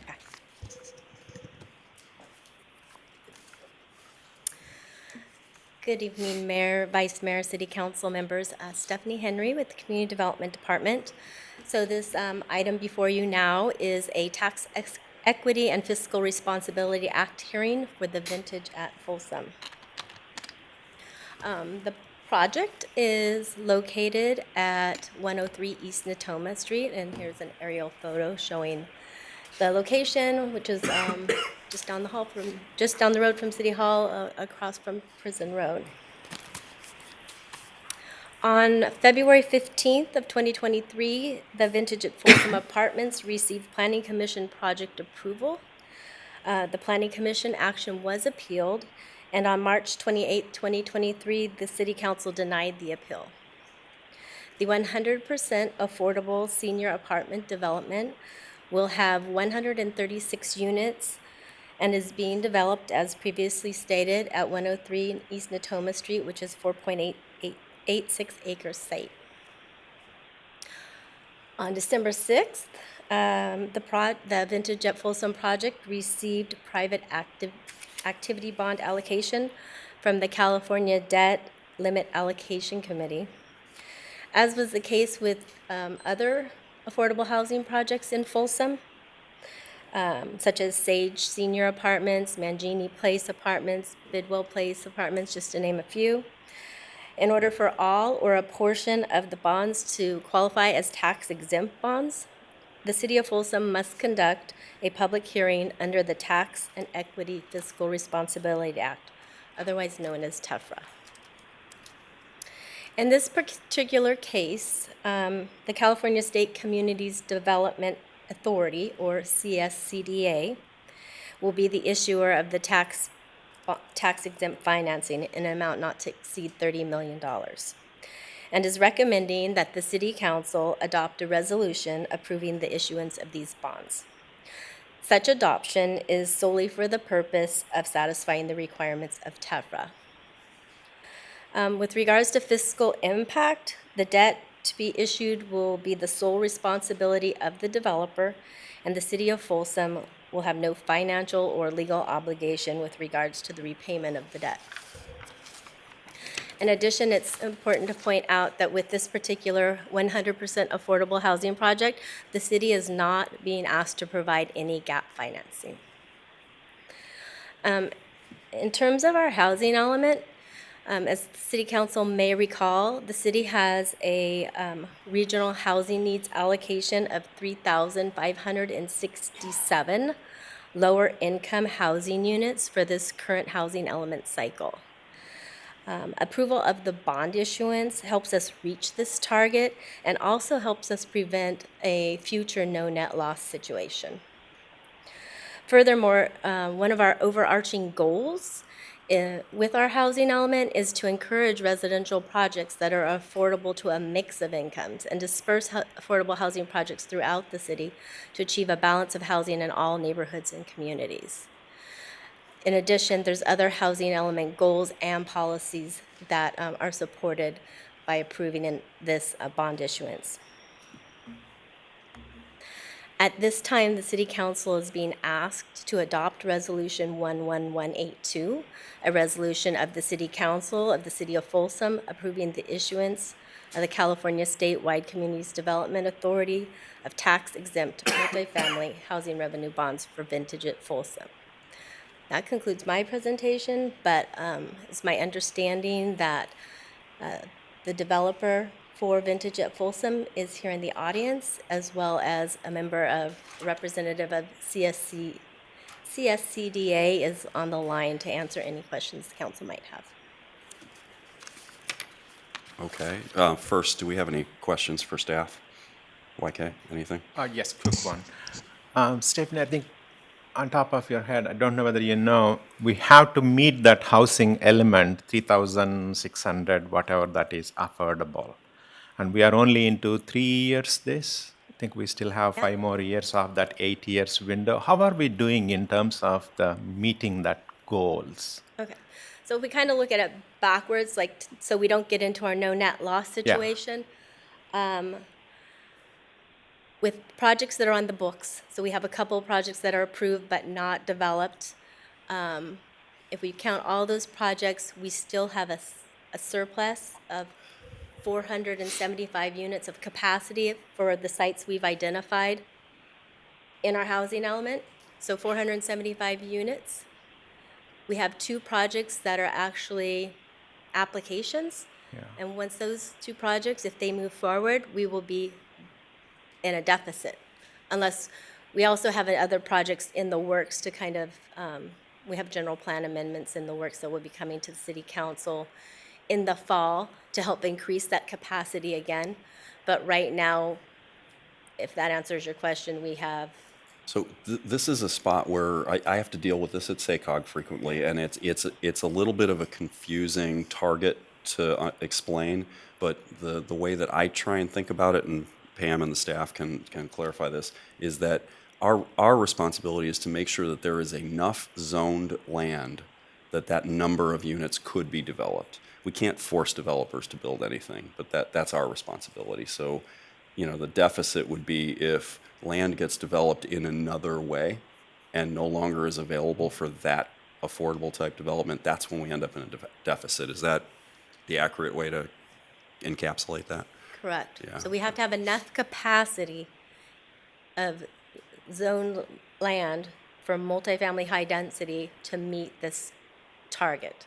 But doesn't all have to be developed during this cycle, but the land capacity has to be there. So as sites develop that we have identified in our housing element for affordable housing, because they're multifamily high density site, if they develop as market rate or as something else, then that's when we start to backtrack and get into the deficit situation.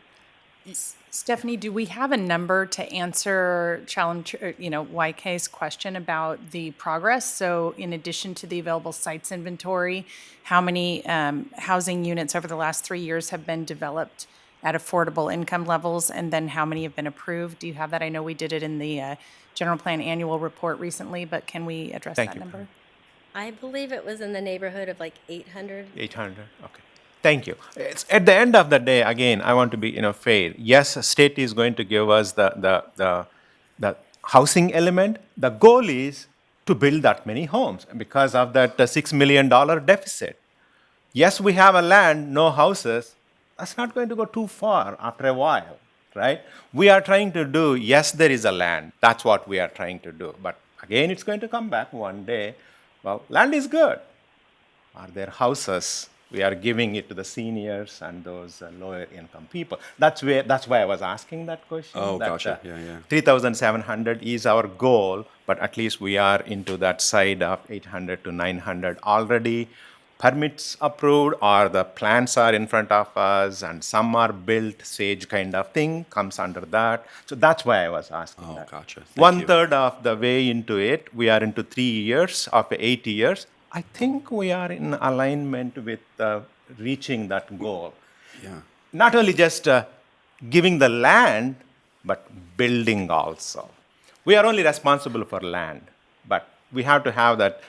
The way I'm going, at least asking the builders like them, encouraging them to build. Encouraging. I'm not saying anything forcefully here, right? That's what we have to do as electeds or the city to meet the goal of the state request. That's why I was asking. Gotcha. Okay, good. Thank you. All right. That's it. Anything? I have thank you, Stephanie, but a question probably for Mr. Wong. So obviously, this project got a lot of opposition from neighbors when it went to the Planning Commission and when it was appealed to the council. And we have received several emails in the last few days from those said neighbors suggesting that the council is not obligated to approve this resolution. So I'm just wondering, are there circumstances or conditions that under which we do not have to do this? Or if you could just elaborate on that, please. Thank you. Madam Vice Mayor Aquino and member of the City Council, the community emails are not wrong. They are right. The council does have discretion to approve or not approve. That's why this is a public hearing. This is not a ministerial act. So you do have a discretion to decide whether you want to approve this tax-exempt bond financing for this particular project or any affordable housing project that the city has considered before. This is not an entitlement process. The entitlement for the project has already been approved. This is merely the financing of the construction of the project. So if the council decides not to approve because of whatever reason you determined is correct, then the project applicant will have to find another source of funding to finance the construction of the project. The financing piece is entirely their obligation. It's not the city's obligation, just like Councilmember Chalem said. We are obligated to ensure capacity, not to build. We encourage building of affordable housing through mechanisms like this, which is at no cost to the city's taxpayers. But you certainly can say no, you don't even want to do that, then they will have to go, the developer will have to find a different funding source. Now, there are several reasons where the council can choose not to approve this tax exempt bond financing. One of the primary reasons in all the jurisdictions is if the project is somehow financially infeasible. But I don't see any information here that leads to that kind of conclusion even, or the start of a discussion. I don't have anything in front of me that says this particular project is financially infeasible, meaning even after it's built, it will not be able to pay back its debt. I don't have any of that. Maybe, maybe not. I'm just saying I don't have anything like that here. You can consider potential burden on taxpayers who may have to pay the bond. Just like municipal bonds that the council has approved and issued before, taxpayers have to pay those bonds. That's the debt service. The difference is Folsom taxpayers specifically are not obligated to pay this bond. This is not a Folsom bond. This is a CSCDA bond.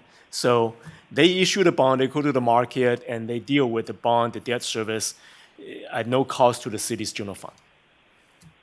There's also political consideration you can consider. If the community is not in favor of this particular development, you can consider political ramification of the public not liking the project. But that goes to a very subjective feeling as opposed to objective decision making. So it's not as strong in my mind to deny using the opposition that you have received. And I say that because we haven't polled all Folsom residents. You are receiving from whoever is interested, whoever may be opposing the project, not the entire Folsom. So what is the risk to the city, if any, if we don't vote for this? Oh, thank you. Another good question, Madam Vice Mayor. The risk is low because the City Council does have discretion. This is not ministerial, so you do get to decide. But there is a risk, and the risk is the state may say, the HDC may say that the City Council is doing double talk, double speak. On one hand, in the general plan, housing element, you support those policy goals and support affordable housing. On the other hand, you say no to some financing plan that will build affordable housing at no cost to the city's general fund. So, and that can lead to extra layer of scrutiny. I don't know. I cannot speak for them, but that's a risk that we are sensitive at the staff level because we have consistently, even through very difficult, challenging times, gotten our city's housing element approved repeatedly when others may not have, actually got denied. We were able to do that because Folsom has always honored our commitment, has always followed what the council said in the general plan in the housing element, without fail. This, if the council denies this particular action, this would be the first in my 26, 27 years of practice, I've seen a city council denies a tax-exempt fund for affordable housing. I'm not saying that hasn't done before elsewhere, I just haven't seen that personally. And so if we were to deny it, they would have to go seek funding elsewhere. That is correct. Yes, ma'am. Okay, thank you. But the major point, Attorney, I think this is tax-exempt bond. This is the state-driven or whatever, I think you're using the words, but I don't know whether client has to come and explain here whether he has another way of driving the tax-exempt bonds. But the tax exempt, isn't that for the person who, the bondholder, right? The revenue that they make off of it, the money that they make, they're not gonna have to pay taxes on it. Which means the interest rate is lower. That's effectively the difference here. That's what it is. It's public rates versus private lending rates. Yeah. But I mean, I think the headline from part of what Steve said is that we're not issuing the bonds. This California Communities Development Authority is, and the responsibility for paying the debt is entirely on the developer. So we just are in the middle. And just for clarification for the members of the public, it doesn't mean the project is stopped. It just means the developer has to go elsewhere to look for funding for it. But it doesn't mean that the project is then at a halt or delayed, correct? Correct. That is correct. Okay, thank you. Yeah, and I'll reiterate something that Stephanie identified, which is they're not asking the city for any gap financing, which almost all other affordable housing projects in the city have. Yeah. So we have a finite, housing trust fund. While we have about $11 million balance in it right now, that could fund maybe 2 or 3 affordable housing projects, moving forward. So having a project, sending them back to the drawing board to find a different funding source means that they will probably be before you asking for gap financing from our affordable housing fund. So I have a question. So I don't know who this is to, probably Stacy and you. But just diving in this last year to the bond funding for our school district and how that capacity of what we can fund in a bond affects other entities. Does this $30 million bond affect, or did you answer it by saying it's not a Folsom bond, it's a CS? Very, very good question, Councilmember Rohrbaugh. The answer is no, it would not affect Folsom. Okay. Correct. Thank you for asking. Really good question. Any other questions? Okay, I think we Mayor, have one request to speak. Oh, okay. Yeah, why don't we take this? We can take. Open the public hearing. Public hearing is open. Okay, I believe we have one request to speak. Ravi Kailan, I didn't see an item number, but I'm guessing you meant on this one? Okay, come on down.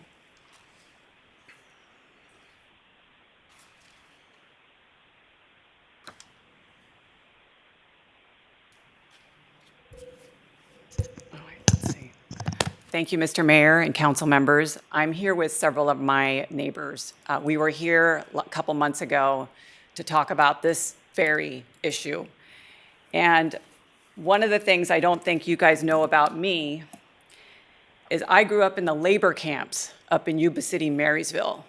It was on Grass Valley Road, or an old road that was back there, Garden Highway. It was labor camps because it was low-income housing. I grew up there. I was born there. My grandfather was there as well when he came here in the 50s. And so I'm one of the neighbors that lives right next door to this building. I am Rosario's neighbor. We're about 6, 7 doors down. And the neighbors were pretty upset on how all this happened. But because I'm not against NIMBY, I'm not a NIMBY, I'm not against these things, but I'm a private developer. I don't know if you guys knew that, but I also have developed several homes around this area. One thing I know just from developing is that when I'm a private developer and it's my money, my perspective is always with my neighbors and also my tenant. And I want to keep that relationship solid because I'm contributing to the neighborhood, and I have to make sure my cash flow from my tenants is going to be good and I'm in good favor with them. So I always keep a good cohesion. My thinking is, how is this going to change the perspective of a developer if they're getting tax-free bonds? Because at that point, I'm thinking, and I'm not a pro in this area, is what I'm thinking is at that point, that developer is no longer beholden to the community that it serves, but to that bond money that they're getting or offsets that they're getting from the state.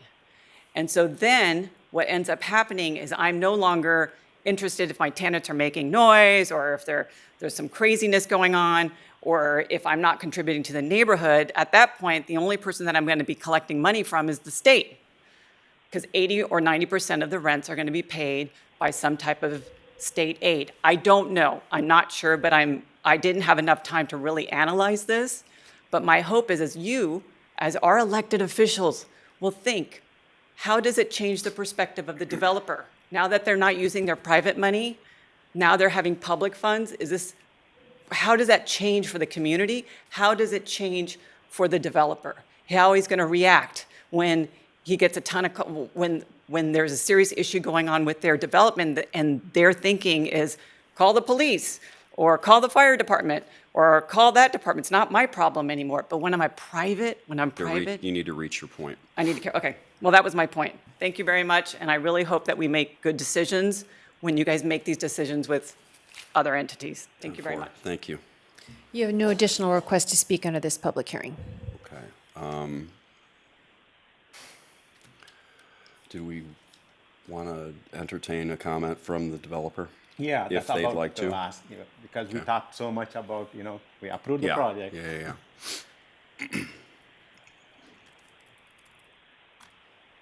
Good evening. Good evening, Mr. Mayor, City Council. Thank you for entertaining me here tonight. Obviously there's a lot of, I think, confusion going on about exactly what we're trying to accomplish. So my name is Ryan Patterson. I'm with Vintage Housing. Vintage Housing has been around for almost 30 years and primarily develops affordable housing all around the West Coast. This is our 54th project. We've owned all of our projects since our inception. We've developed almost all of our whole portfolio. We're good community partners and have been existed in those communities since each one of those deals and never sold them. So we're here as a partner to the community. We are professionally managed. FPI is a local, actually develop a management company that's based here in Folsom, huge employer, and currently operates and manages all of our communities.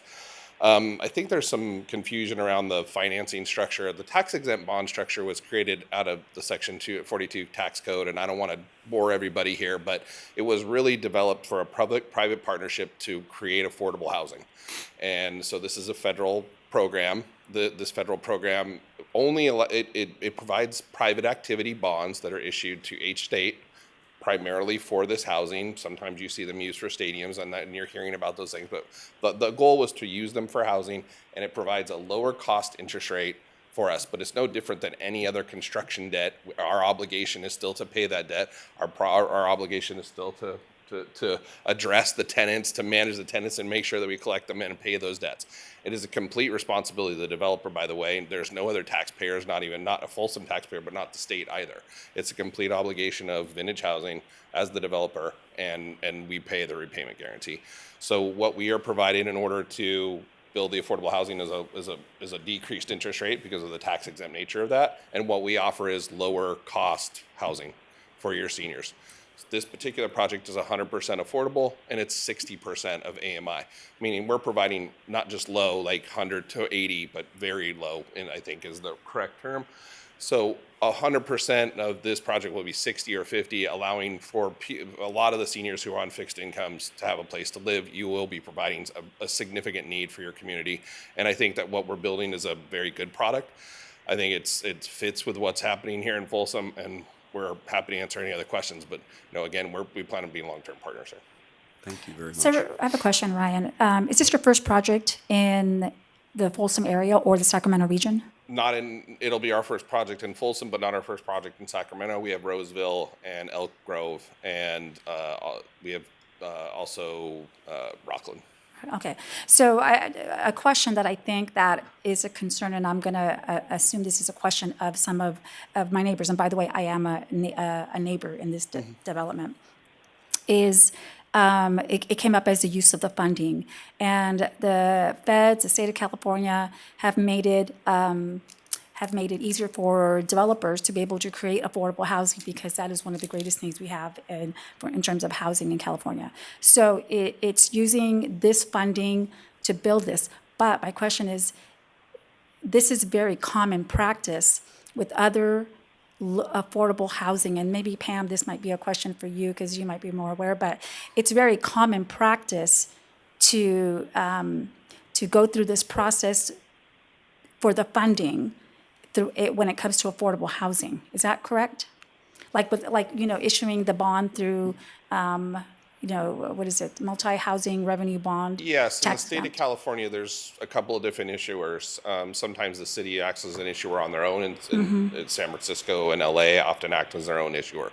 In a lot of other cities, they just don't have that capacity. They don't take that role on. And then you get a CSCDA or you get a CMFA. There's a couple other large institutional groups that do bond financing, not only for housing, but large scale projects. And so the question is, it's a common practice to be able to build affordable housing in California. Is that correct? Okay. Yes, some mechanism like this has to occur. So in the case of using CSCDA, we have to come and do a TEFRA hearing here. If I went to there is another alternative route. I mean, your city attorney was addressing this.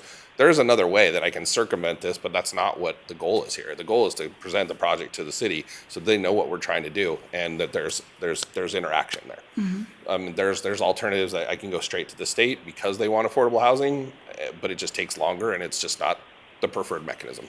Okay, thank you. Any other? Thank you very much. I think Do you want me to stay and answer any other? Yeah, I think you answered our question. What's plan B? If we say no, for example, just take as an example, right? You can still go through some other route, but it takes a little longer. Well, and I'm hoping, again, if I can answer questions, I'm happy to answer offline and discuss this with the neighbors. And I think we went through the entitlement process, which was a very long and challenging process. We went through that. That was voted here. That part should be over. This really should be more like, yes, guys, we're super excited because you're actually going to build a project. It's not just a zoning game for us. It wasn't just a turn it over to someone else. We're here to actually develop the housing that the community needs. So, and that's why we're here, for the financing. Thank you. Thank you. Any other discussion, council members? All right, I would like to make the motion to adopt Resolution 11182, a resolution of the City Council of the City of Folsom approving the issuance of the California Statewide Communities Development Authority of tax-exempt multifamily housing revenue bonds for vintage at Folsom in support of our stated goals here in Folsom to develop. And Mr. Mayor, may I recommend that you close public hearing as well? Oh, gotcha. Yeah. Okay, public hearing is closed. The motion stands. I'll second. All right, we have a motion and a second. Would you please call the roll? I want to just make a comment of discussion before, we don't really need to discuss it, but I'm going to be voting no for the same reasons. I don't think we need to rehash anything. I do think that Vintage Apartments is a good partner from what I've heard, but for all the same reasons that I voted no for this project to begin with, so just to not rehash. 10-4. Okay, Councilmember Rodriguez? Yes. Rohrbaugh? No. Aquino? Yes. Chalem-Chierla? Yes. And Kozlowski? Yes. The motion is approved. All right. We are on to old business, number 13. Number 13 tonight is a potential special sales tax ballot measure for the November 24 general municipal election and direction to staff. Good evening, everyone. As promised, this is the report back on a potential sales tax ballot measure that the council requested at a previous meeting. So just go on to the next slide.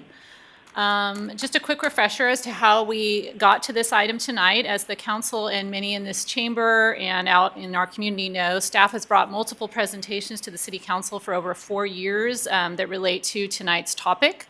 Many times now, we've discussed the structural deficits we face in the coming fiscal year and beyond, the drop in our very predictable sales tax rate of growth, our concern about our low level of reserves, rising costs, and our struggle with paying for millions of dollars of deferred maintenance needs as the city's infrastructure continues to age.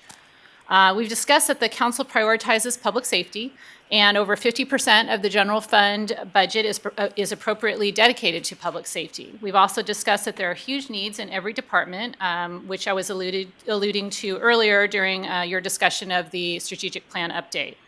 As this council knows, employee salaries and benefits make up the largest part, about 72% of the general fund budget.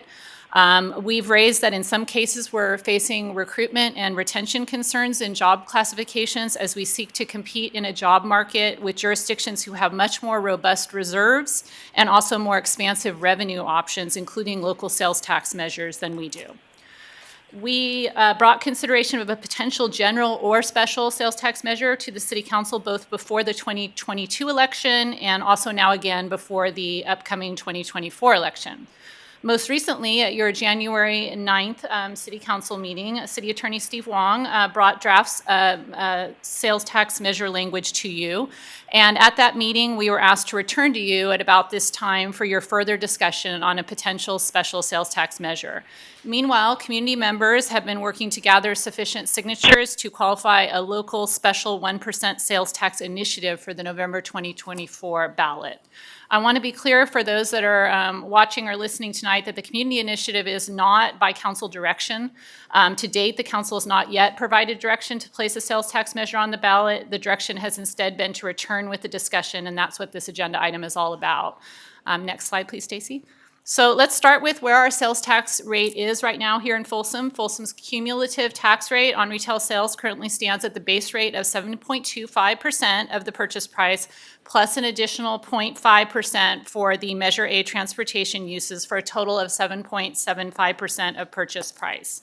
However, the city of Folsom does not receive 7.75% of the purchase price from each sale within Folsom. Instead, that tax revenue is allocated between the state of California, the county, us as the city, and other public agencies. And in the end, Folsom's share is 1% of the purchase price. That means that if someone makes a $1 purchase in Folsom, the city of Folsom receives just 1 cent of that, not 7.75 cents in that transaction. Next slide. The council asked us to return to talk about a special sales tax, and I just wanted to be clear what a special tax is. A special tax is any tax levied for a specific purpose. If revenue from a tax is earmarked in a legally binding way for a service such as public safety, parks and recreational facilities and maintenance, transportation infrastructure, and economic development, it is a special tax. Special taxes imposed by local governments require a 2/3, which is 66.67% vote at the ballot box for approval. Next slide, please.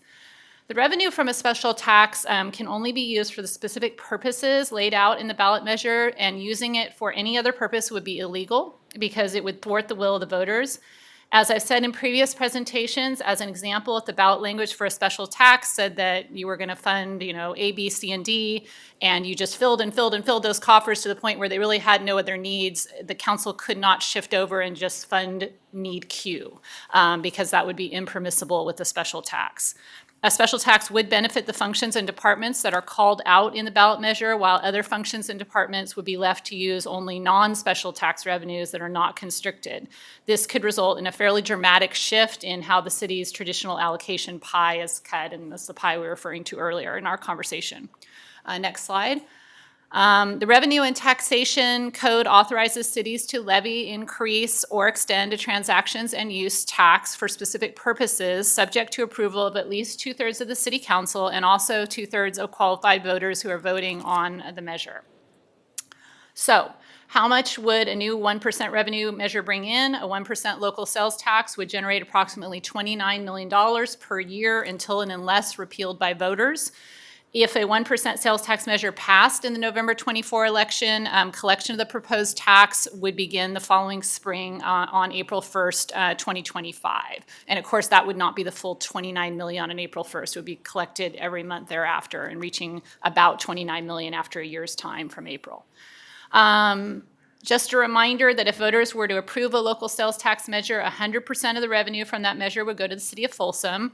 That is to say, the revenue would not be shared with other agencies. A successful sales tax measure raising Folsom's rate by 1% would increase the cumulative tax rate in Folsom to 8.75%, and Folsom's share of the purchase price would increase from 1% to 2%. With a successful sales tax measure of 1%, it is interesting to note that shoppers would only pay 1% more, but for the city, it's not just a 1% increase, it would double the local sales tax received. The city would go from receiving 1% to 2%, or from $29 million to $58 million. And traditional estimates, as I've shared with you before, show that up to 40% of sales tax is actually paid by non-residents. People come to Folsom and they shop, and we're very pleased that they do that, and we hope they'll continue to do so. By way of comparison with our jurisdictional neighbors within Sacramento County, the cities of Elk Grove, 8.75%, Galt, 9.25%, Rancho Cordova, 8.75%, and Sacramento, 8.75%, all have at least a 1% local sales tax in place. The city of Citrus Heights remains at 7.75% alongside Folsom. Galt passed a 0.5% special tax for public safety in 2008, and then a 1% general tax in 2022. Elk Grove passed a 1% general tax in 2022. Rancho passed a 0.5% general tax in 2014, and then went back to the voters and got another 0.5% in 2020. Sacramento passed a 1% general tax in 2018. I did want to call out Roseville. I spend some time on social media, I try not to spend too much, but I'm seeing a lot of commentary out there that, gee, Roseville has the same sales tax rate as Folsom, so what's the problem here? You know, why is Folsom facing this structural deficit? It is true that Roseville's rate is also at 7.75%, but they don't pay 0.5% into Sacramento County's Measure A because they're in Placer County. So it's not really an apples to apples comparison. And if you really wanted to make it apples to apples, you'd need to tag on that extra 0.5 to them, and they'd be at 8.25%. So Roseville's local tax is actually higher than ours when you consider that.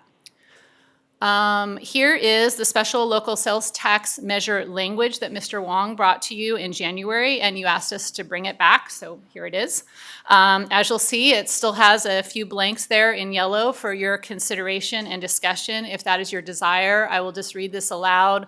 The title of the measure is proposed to be Folsom Public Safety and Essential City Services Measure, and the ballot language reads, shall the measure to enhance public safety and services by enacting a 1% special sales tax, transaction use tax, providing approximately $29 million annually until ended by voters for these specific purposes, and then blank for police, blank for fire, blank percentage for parks and trail improvement, blank for traffic street maintenance, blank for economic development, and blank for capital improvement projects requiring local control, citizen oversight, and independent annual audits, with all funds staying in Folsom, be adopted. So with that, I ask for your direction on the following questions. Does the City Council wish to direct staff to move forward with placing a special local sales tax measure on the ballot for the November 2024 general election? And if yes, does the City Council wish to provide specific feedback to fill in the blanks on the sample measure language staff has presented tonight? That's that previous slide. And if no, is there any related direction that the City Council wishes to provide on the issue of a local sales tax measure? And that's all I have, and I'll turn it back over to you, Mayor. Thank you. Thank you very much. So I guess general discussion is appropriate. Quite a bit of water has gone under the bridge since we talked about this last. And if there aren't strong opinions right at the moment, it might be worthwhile to hear public comment. If everybody's okay with that. That's good. Let's do that first. Okay. Okay, you have 3 requests to speak tonight under this item. First will be Ron Carter. Ron will be followed by Robert Goss, who will be followed by Bruce Klein. Come on down.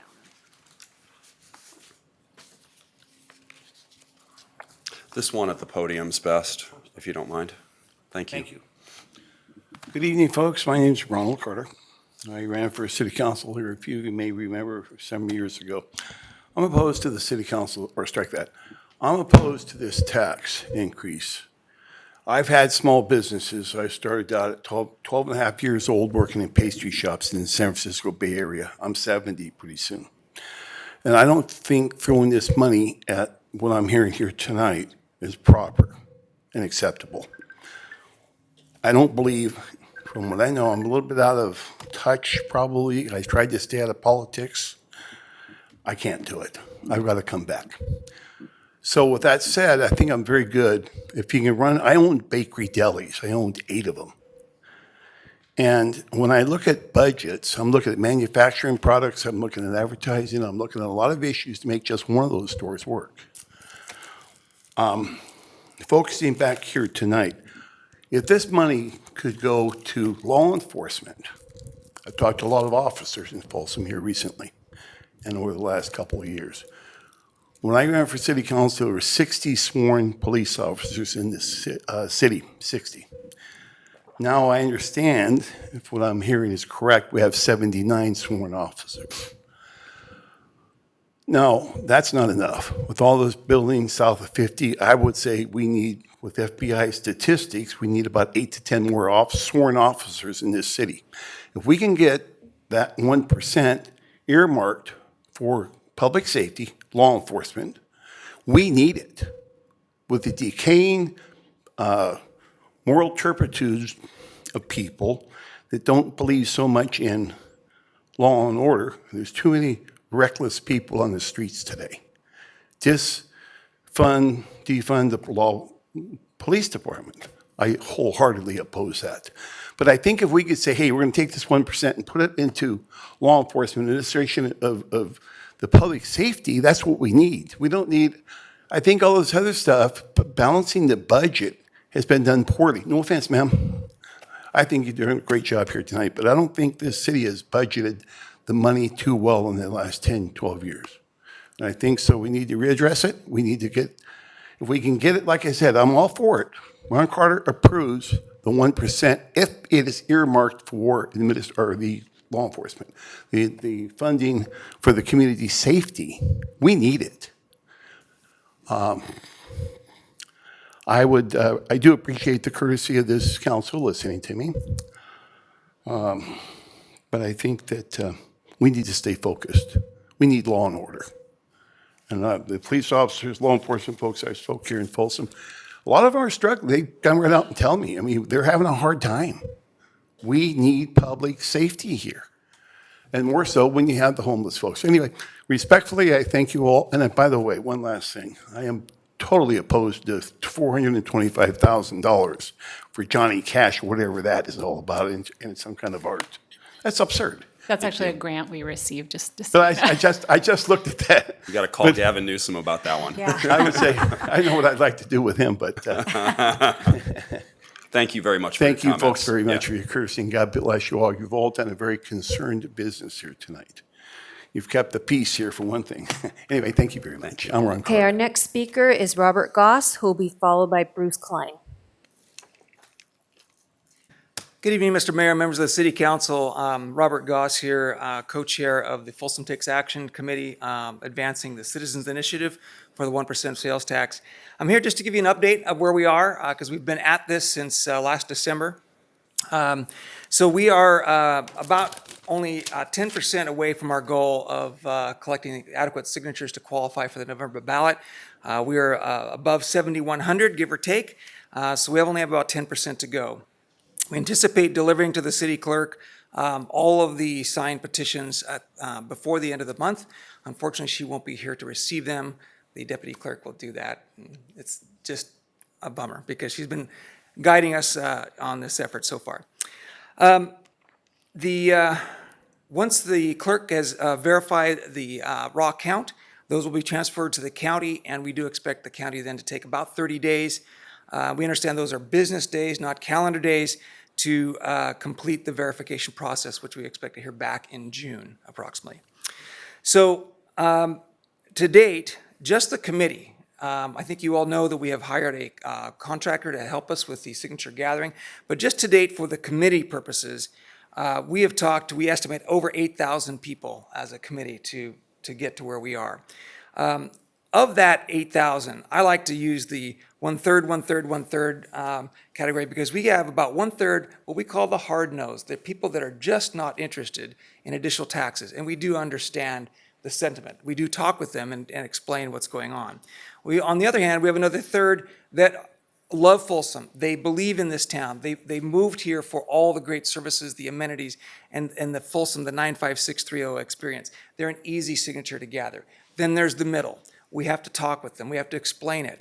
About half of those say we've got to read more and research on our own. The other half, we get the signature and we move on.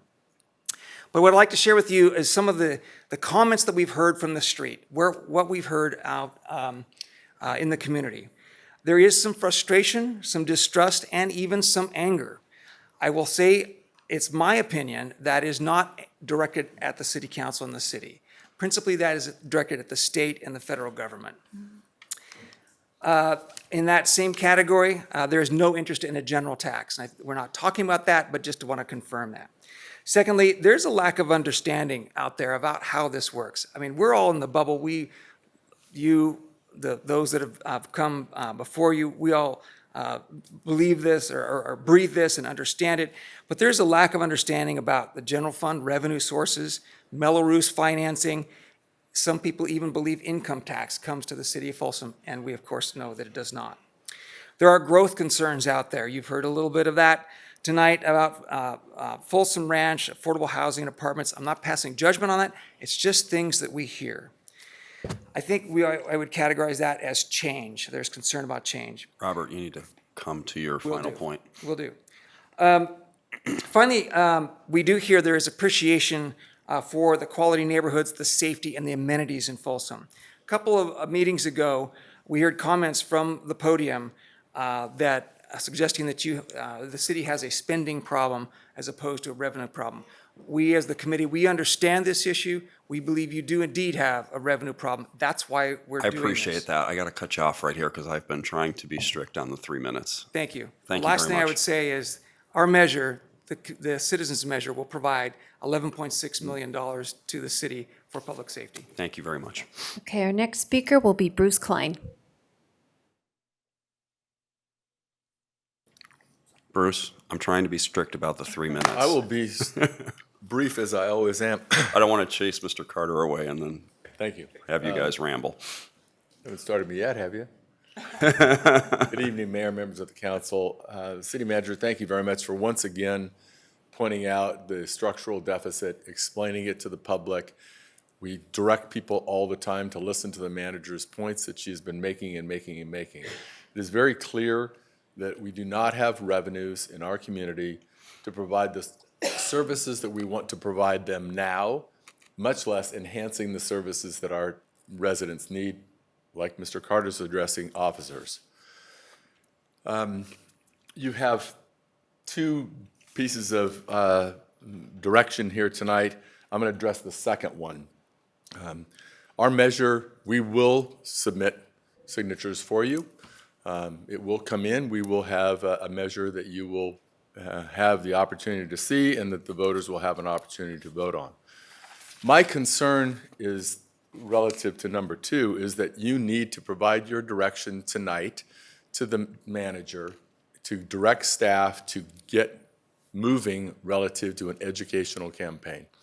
You need to, I'm asking that you direct staff to get a plan forward relative to education and how they're going to implement that.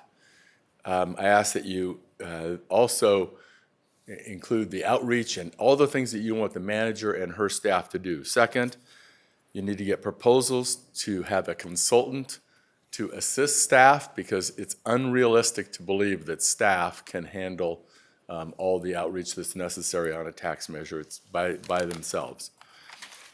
Third, any successful campaign, whether it's your campaign or a citizen's measure, whatever it is, has to have polling, and you should get that polling and authorize the manager to get some proposals relative to those things. Why does that have to be done right now? You can't kick it off to the budget process and deal with that later on, because if you do that, you will run out of time, absolutely run out of time. You got to do polling in July to make it viable. You're going to have to get a consultant, talk to the consultant. If you punt this down another month, you've lost a month of time. You've not given the direction to staff, and the staff has asked for direction on numerous occasions, and I'm asking that you provide that direction to get things moving in the eventuality that something happens, whether it's the citizens' measure or whether it's your own measure. If you took action tonight relative to your own measure, that's one thing. I will tell you, we're going to bring it into you, and then we're going to be then asking the council for certain things associated with that, not support, but education. So with that, I just ask you, please give the manager the direction that she's asked for on several occasions previously. It is absolutely crucial. If there's going to be any successful campaign for a measure in this community, it has to be done now. Thank you. Thank you very much.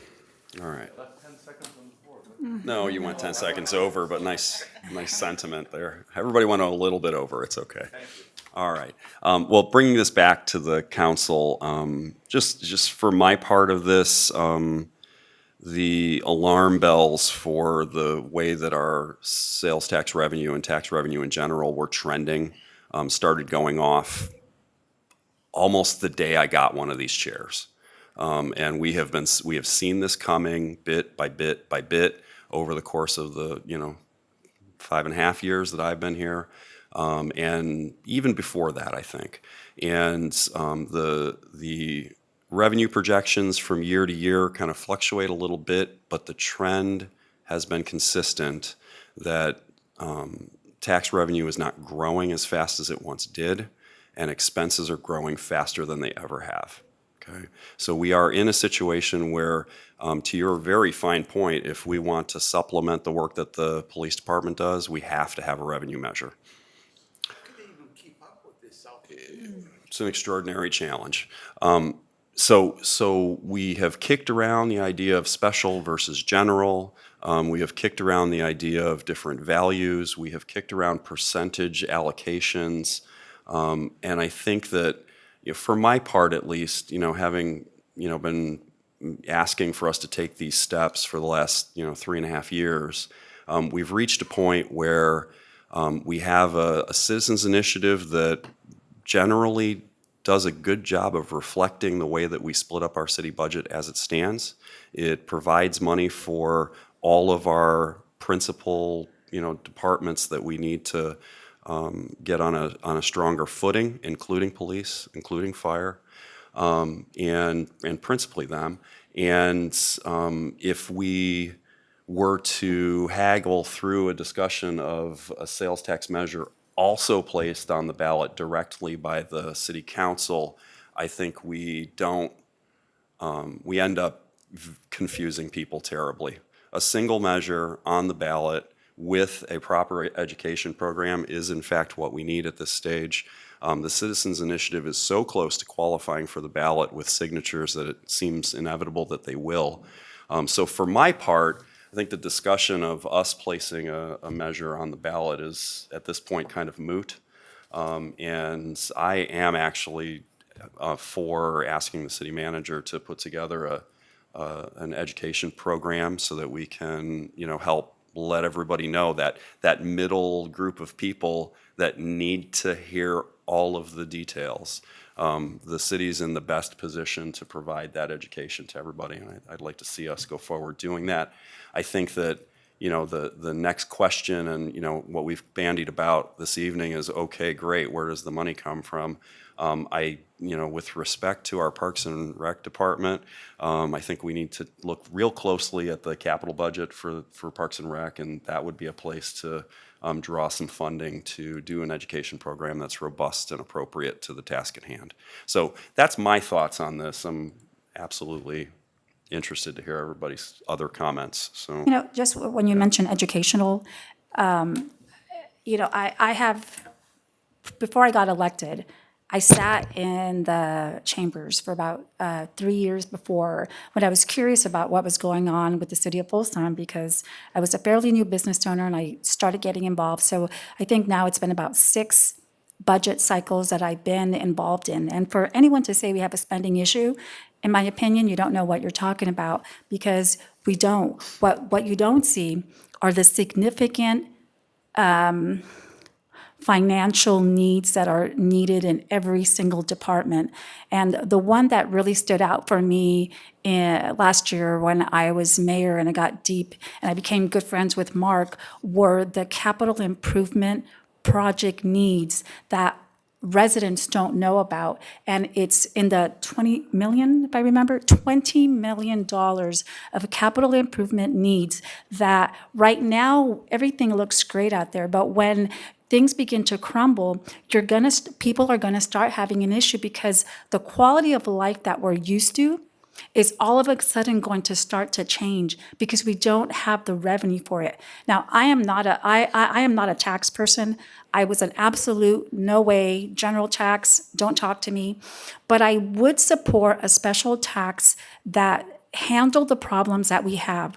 We have deficiencies in our public safety departments. We need more police officers. We need more, one of the conversations that I had last year with one of our fire department lieutenants was the training needs in the fire department, which are also the training needs in the police department. So when you begin to see all the risks involved by not taking care of those, by not having those positions, it really puts us in a precarious position. And if I just could make a few comments here. So when I wasn't a big fan of the general tax, but a specific tax that would fix the problems. And when it comes to the educational, I would really like to see the actual costs that are needed for each department so that people can see that when we have a $20 million need in capital improvements, people are actually going to see that these needs that we have are incredibly significant. I think once you start talking financial impact and numbers to residents, people will begin to see. I have spent the past 6 to 8 months talking to residents and customers, and when this subject comes up, I tell them, I'm very honest, it doesn't look good. If we don't do something now, we are going to see impacts to how the city is run. Folsom is an incredibly fantastic city. We have so many incredible amenities. There are, people to this day would die to live in Folsom and be able to purchase a home and be able to be part of this amazing community that we have. But once the quality of life begins to fall short, we will all begin to see the impact that it has on our community. I support a specific tax because it addresses the city, the needs that we have. And what else? And I also really appreciate that there will be an oversight of the money that should we move forward with a special tax. It will have oversight. So it's not like the city will be able to, in 10, 15 years, begin to change the way things go. And my last comment is that, it just left my brain. But anyways, those are my comments. I think that this is a real problem. It is incredibly significant. If you can tour some of our parks and see the immense needs that we have, that does not have a revenue source to fix some of these parks. So, those are my comments. Would you agree that it would be confusing to place a second measure before the public? Absolutely. Okay. One of the things that I really appreciate is we work so hard. We as a council, we work so hard to get community engagement. I feel that as a business owner, I have access to people and I can have these conversations more often. But when we have these conversations, I love the idea of residents getting involved. To me, it is. I really appreciate that. I don't know how many now, 20, 30 volunteers are actively working on it. I have really enjoyed watching them work really hard to protect what the quality of our life is. And so, yes, I would not want to start one on our own. I would really like to support the Citizens Initiative because I see them working really hard. I see them at Walmart. I see them standing in several different places, and it is really neat to see the engagement of our residents with something so important. Thank you. Ms. Roba? I don't have Thoughts? anything right now. Okay, all right, thank you. YK, any thoughts on this? I echo what you said. Okay. On the second option there. Mm-hmm. I know you guys heard me for the last 3+ years. We have a room for fine-tuning our spending. I'm going to repeat that again and again. We do have money. We can save some money in especially those $150 million we are spending through the procurement services and all those. And the second one is also, I was about to chime in at the strategy discussions. I paused, and I just want to bring that one. The first point there is, it's not the cost recovery for sake, innovatively thinking how we can generate an extra dollar from our amenities. So I really, really want to see that from city manager when she comes for the budget. I can give one or two examples. I don't want to go to. Increasing the fee at the gate is not the recovery of, making a $10 ticket to aquatic center to $20. Nope, that's not my point. I'm sure you all heard we did have a movie night in aquatic center one time. It's open and it is full, packed. just take that as an example. See whether we can work with our businesses. Can we promote that as an opportunity for businesses to have their team building events at the aquatic center during summertime? Generate some revenue stream. And we did very well with our Folsom, zoo during holiday season. Couple of vendors, they opted some nights to promote their businesses, and they wrote a decent checks to our city. Can we do? I'm just giving one or two examples, and I think in January, our chamber came and they presented some intellectual, partnership opportunities where we can bring another $1.4 million if by working through. So my point is, I'm already checking. Yes, and yeah, okay. Right? We do need some funding, but we do have ways we can generate revenue from our sources. And control spending, generate revenue. Those are the two things I want to emphasize. I'm definitely going to sit for our budget reviews on those ones for sure. And the other one is, I think it's going to double 100% more, the sales tax revenue. Mm-hmm. And my recommendation is, again, I think I requested, our finance director, she sent me a note. What is causing the dip in the sales tax is more or less, most of us agree, online sales, Amazon effect.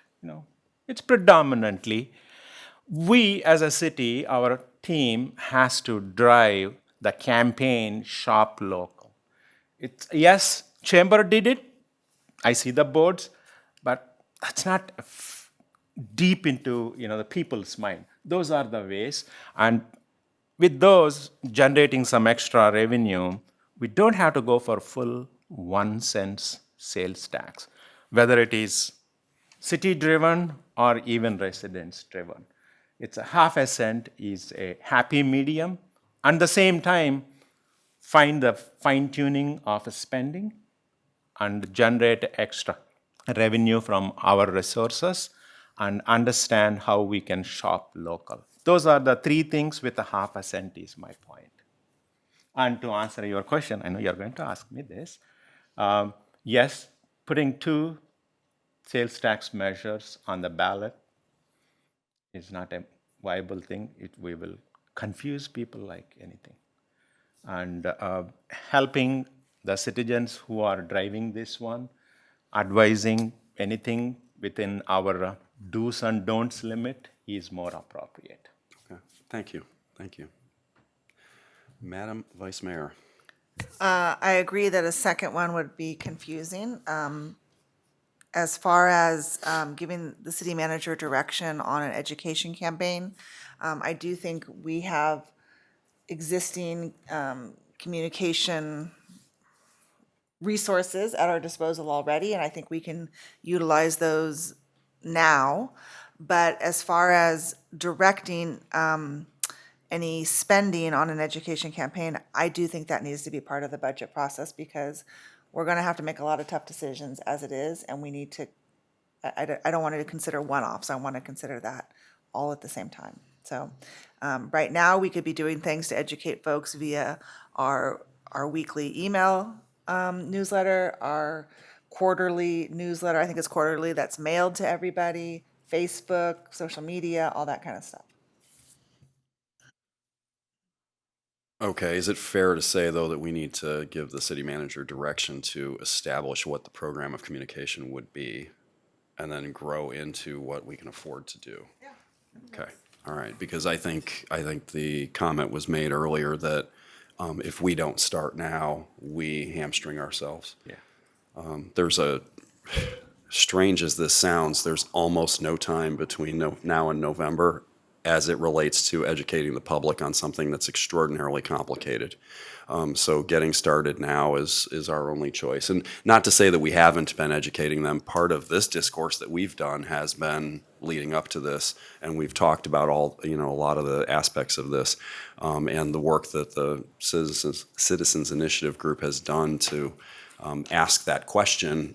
should we be voting on this, has educated a lot of people also. So I definitely would like to see the city manager, not that you don't have enough on your plate already, but the importance of this is paramount in my mind to get this across the finish line, and we need to be able to communicate to everybody as early as possible, as often as possible, and with as much detail as possible.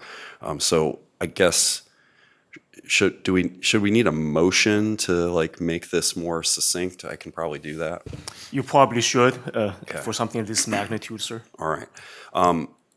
Within the bounds, so here we go. So within the bounds of our communication tools that we have available to us right now and the things that we do as a matter of course, I'd like to ask the city manager to turn the focus of those things as much as possible towards communicating our budget situation, the reasons for the need for additional revenue, and how it is that it would be most valuable to us.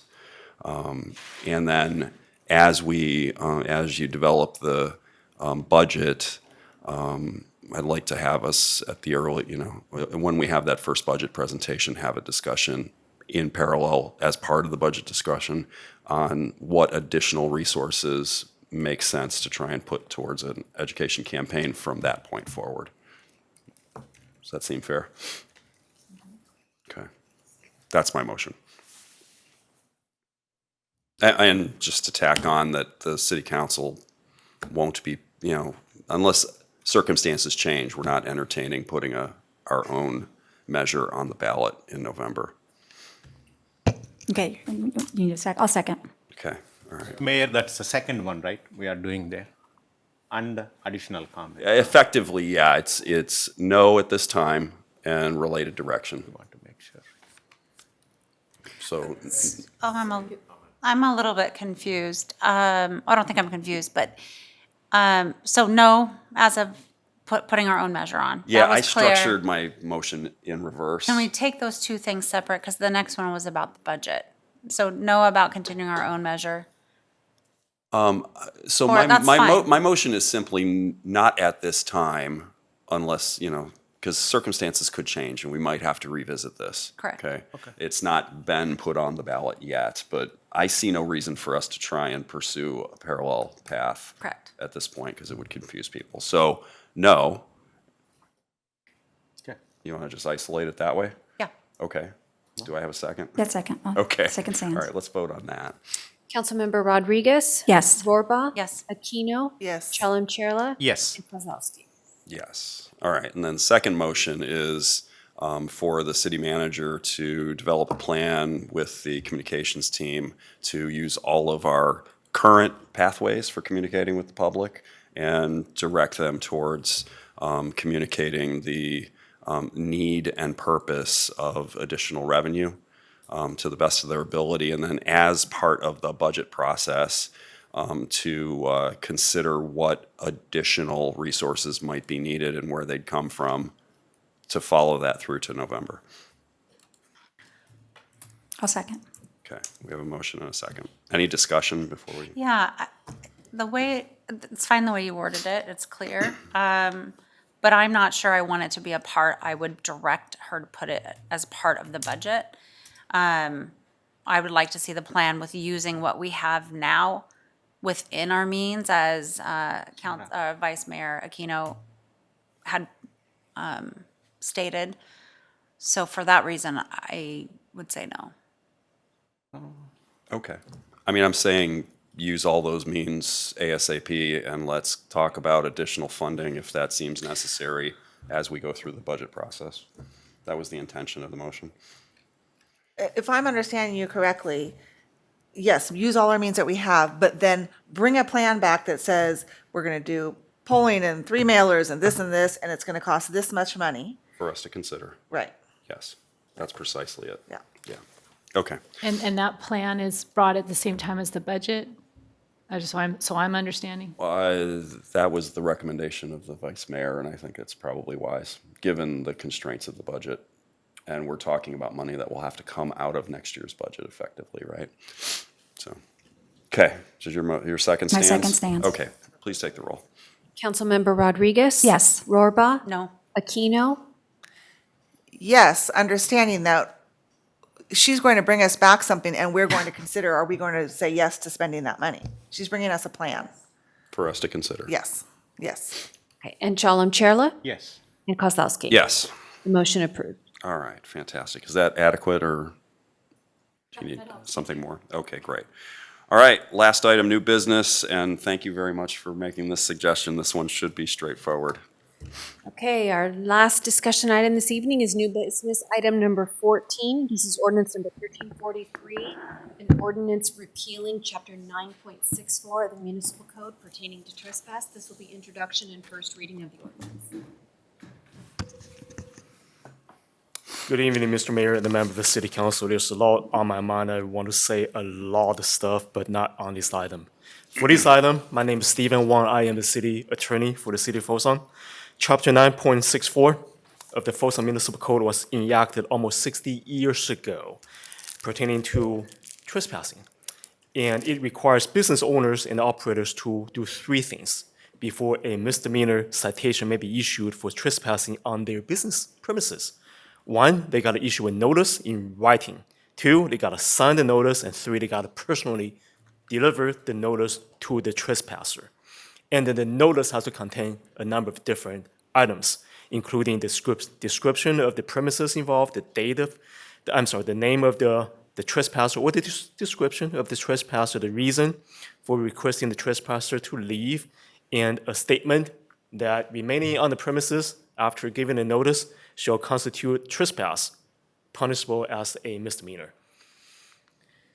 There's a much simpler process for issuing a misdemeanor citation for trespassing under state law, and a mere act of entering upon or occupying the property of another without consent or permission is sufficient evidence to demonstrate trespass. That's it.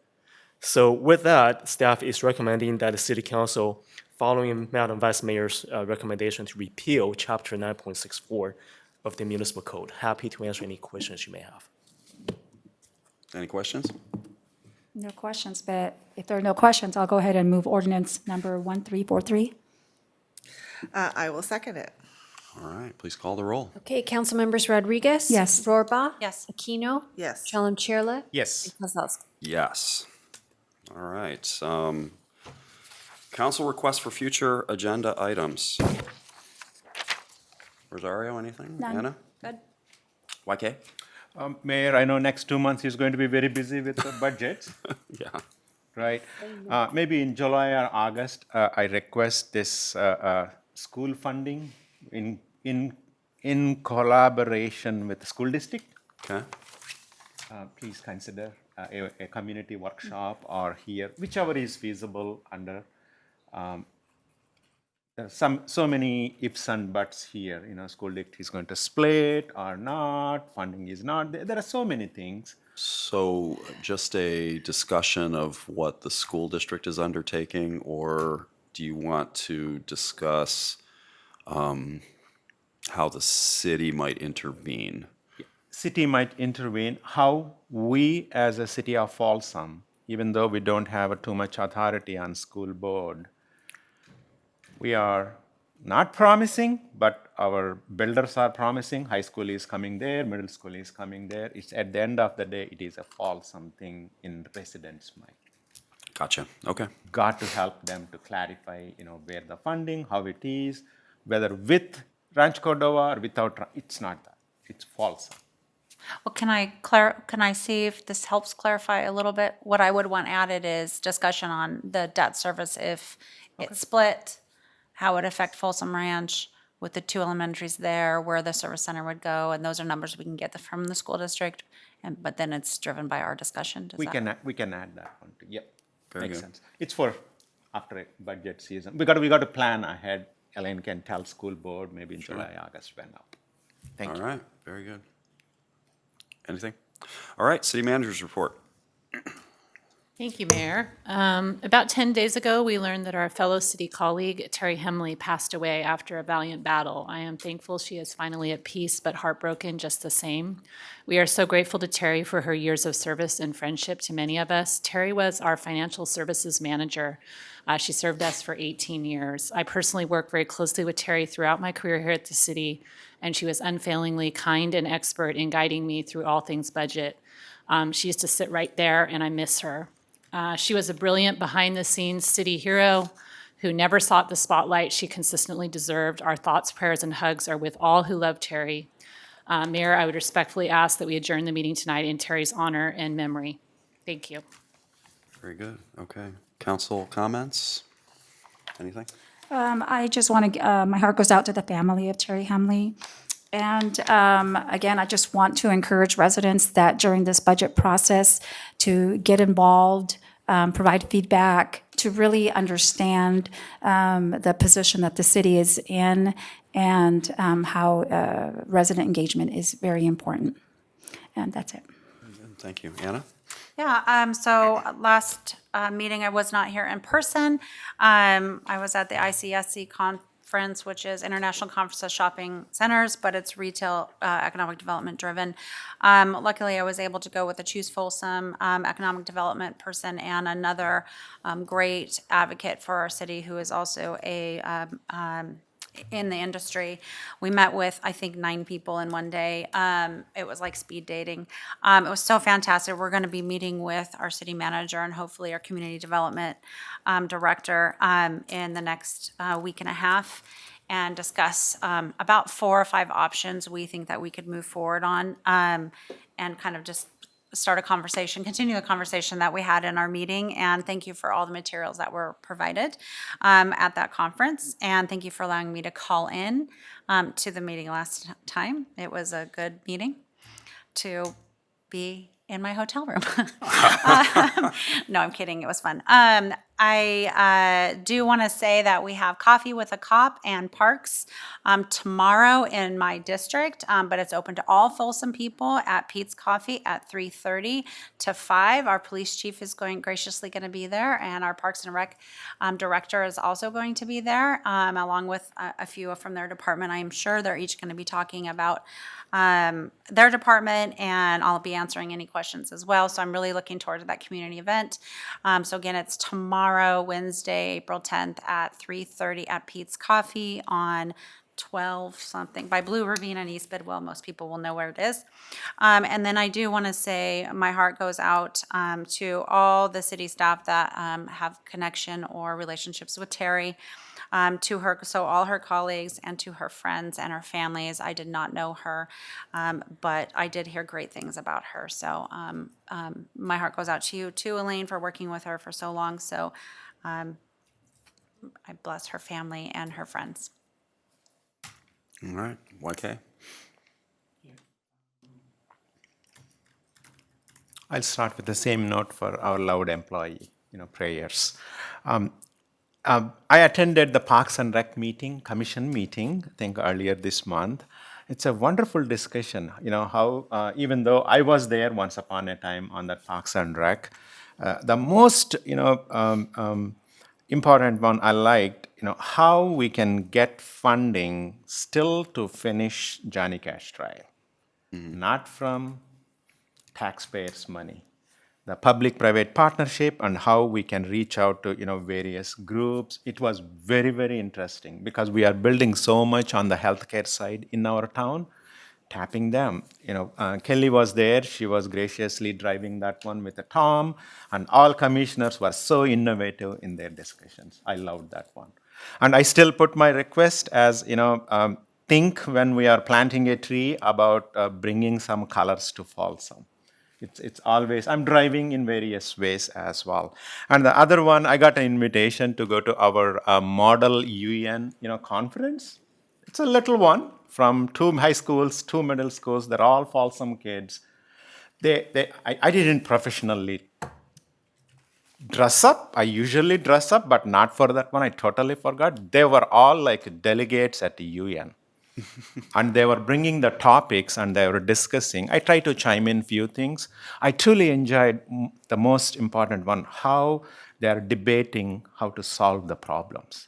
We need those people in our government down the road. I encourage them to look for some internships we offer in our city hall. So otherwise, it's wonderful 2 weeks. And Folsom, thank you and good night. I had an opportunity yesterday to join mostly people from Placer and El Dorado County on a wildfire and biomass bus tour in Placer County. So we started by going up into Colfax to see kind of the condition of after the river fire, which I think happened 2 or 3 years ago, and we got a couple different presentations about just wildfire resiliency and ladder fuel reduction and all that sort of stuff. Had a really interesting presentation at the Placer County Water Agency from an employee there about how in those catastrophic wildfires, not only does it burn trees and underbrush and all that kind of stuff, but the soil gets burned. And then there's erosion and that gets into our watershed. And so very interesting presentation there.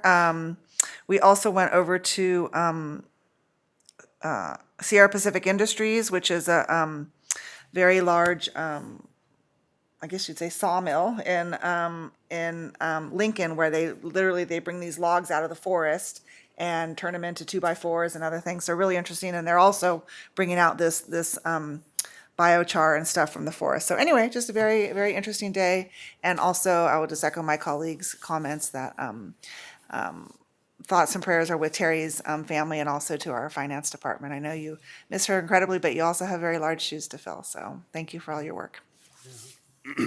Very good. All right, just a couple of things. So it's been decently well publicized, but I'll just mention that I'm hosting a listening session on the topic of homelessness that hopefully will be a little calmer on Thursday evening at 6:30 this week.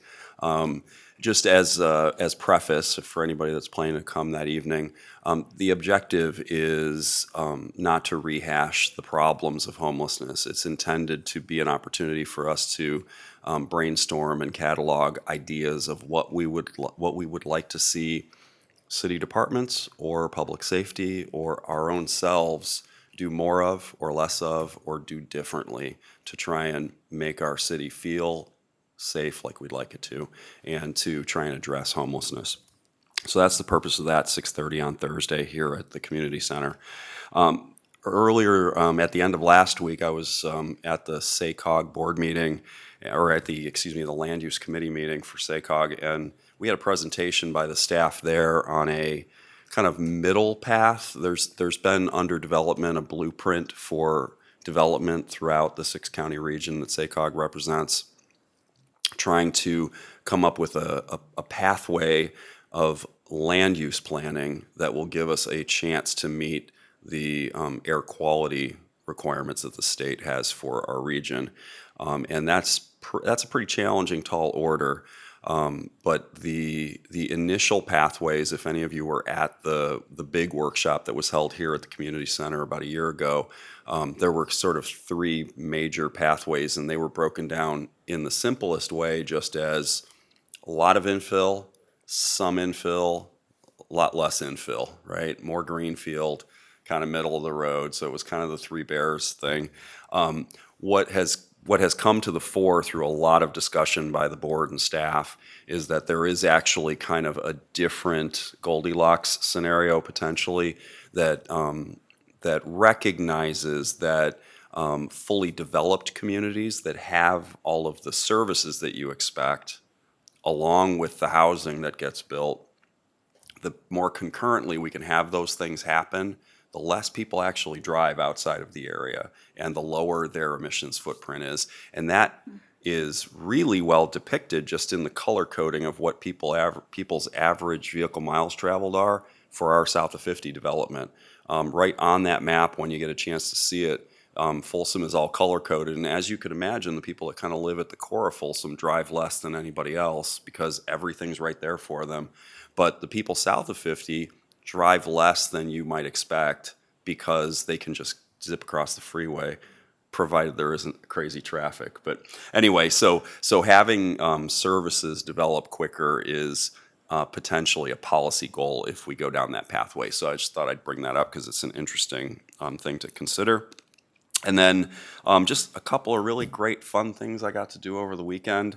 The Powerhouse Ministries had dragon boat races on Lake Natoma as a fundraiser. They raised over $100,000 for their work, and I got to row as one of the oarsmen or one of the paddlers in the boat that the Rotary Club sponsored. So it was good fun, and I got soaked because the guy in front of me kept splashing me.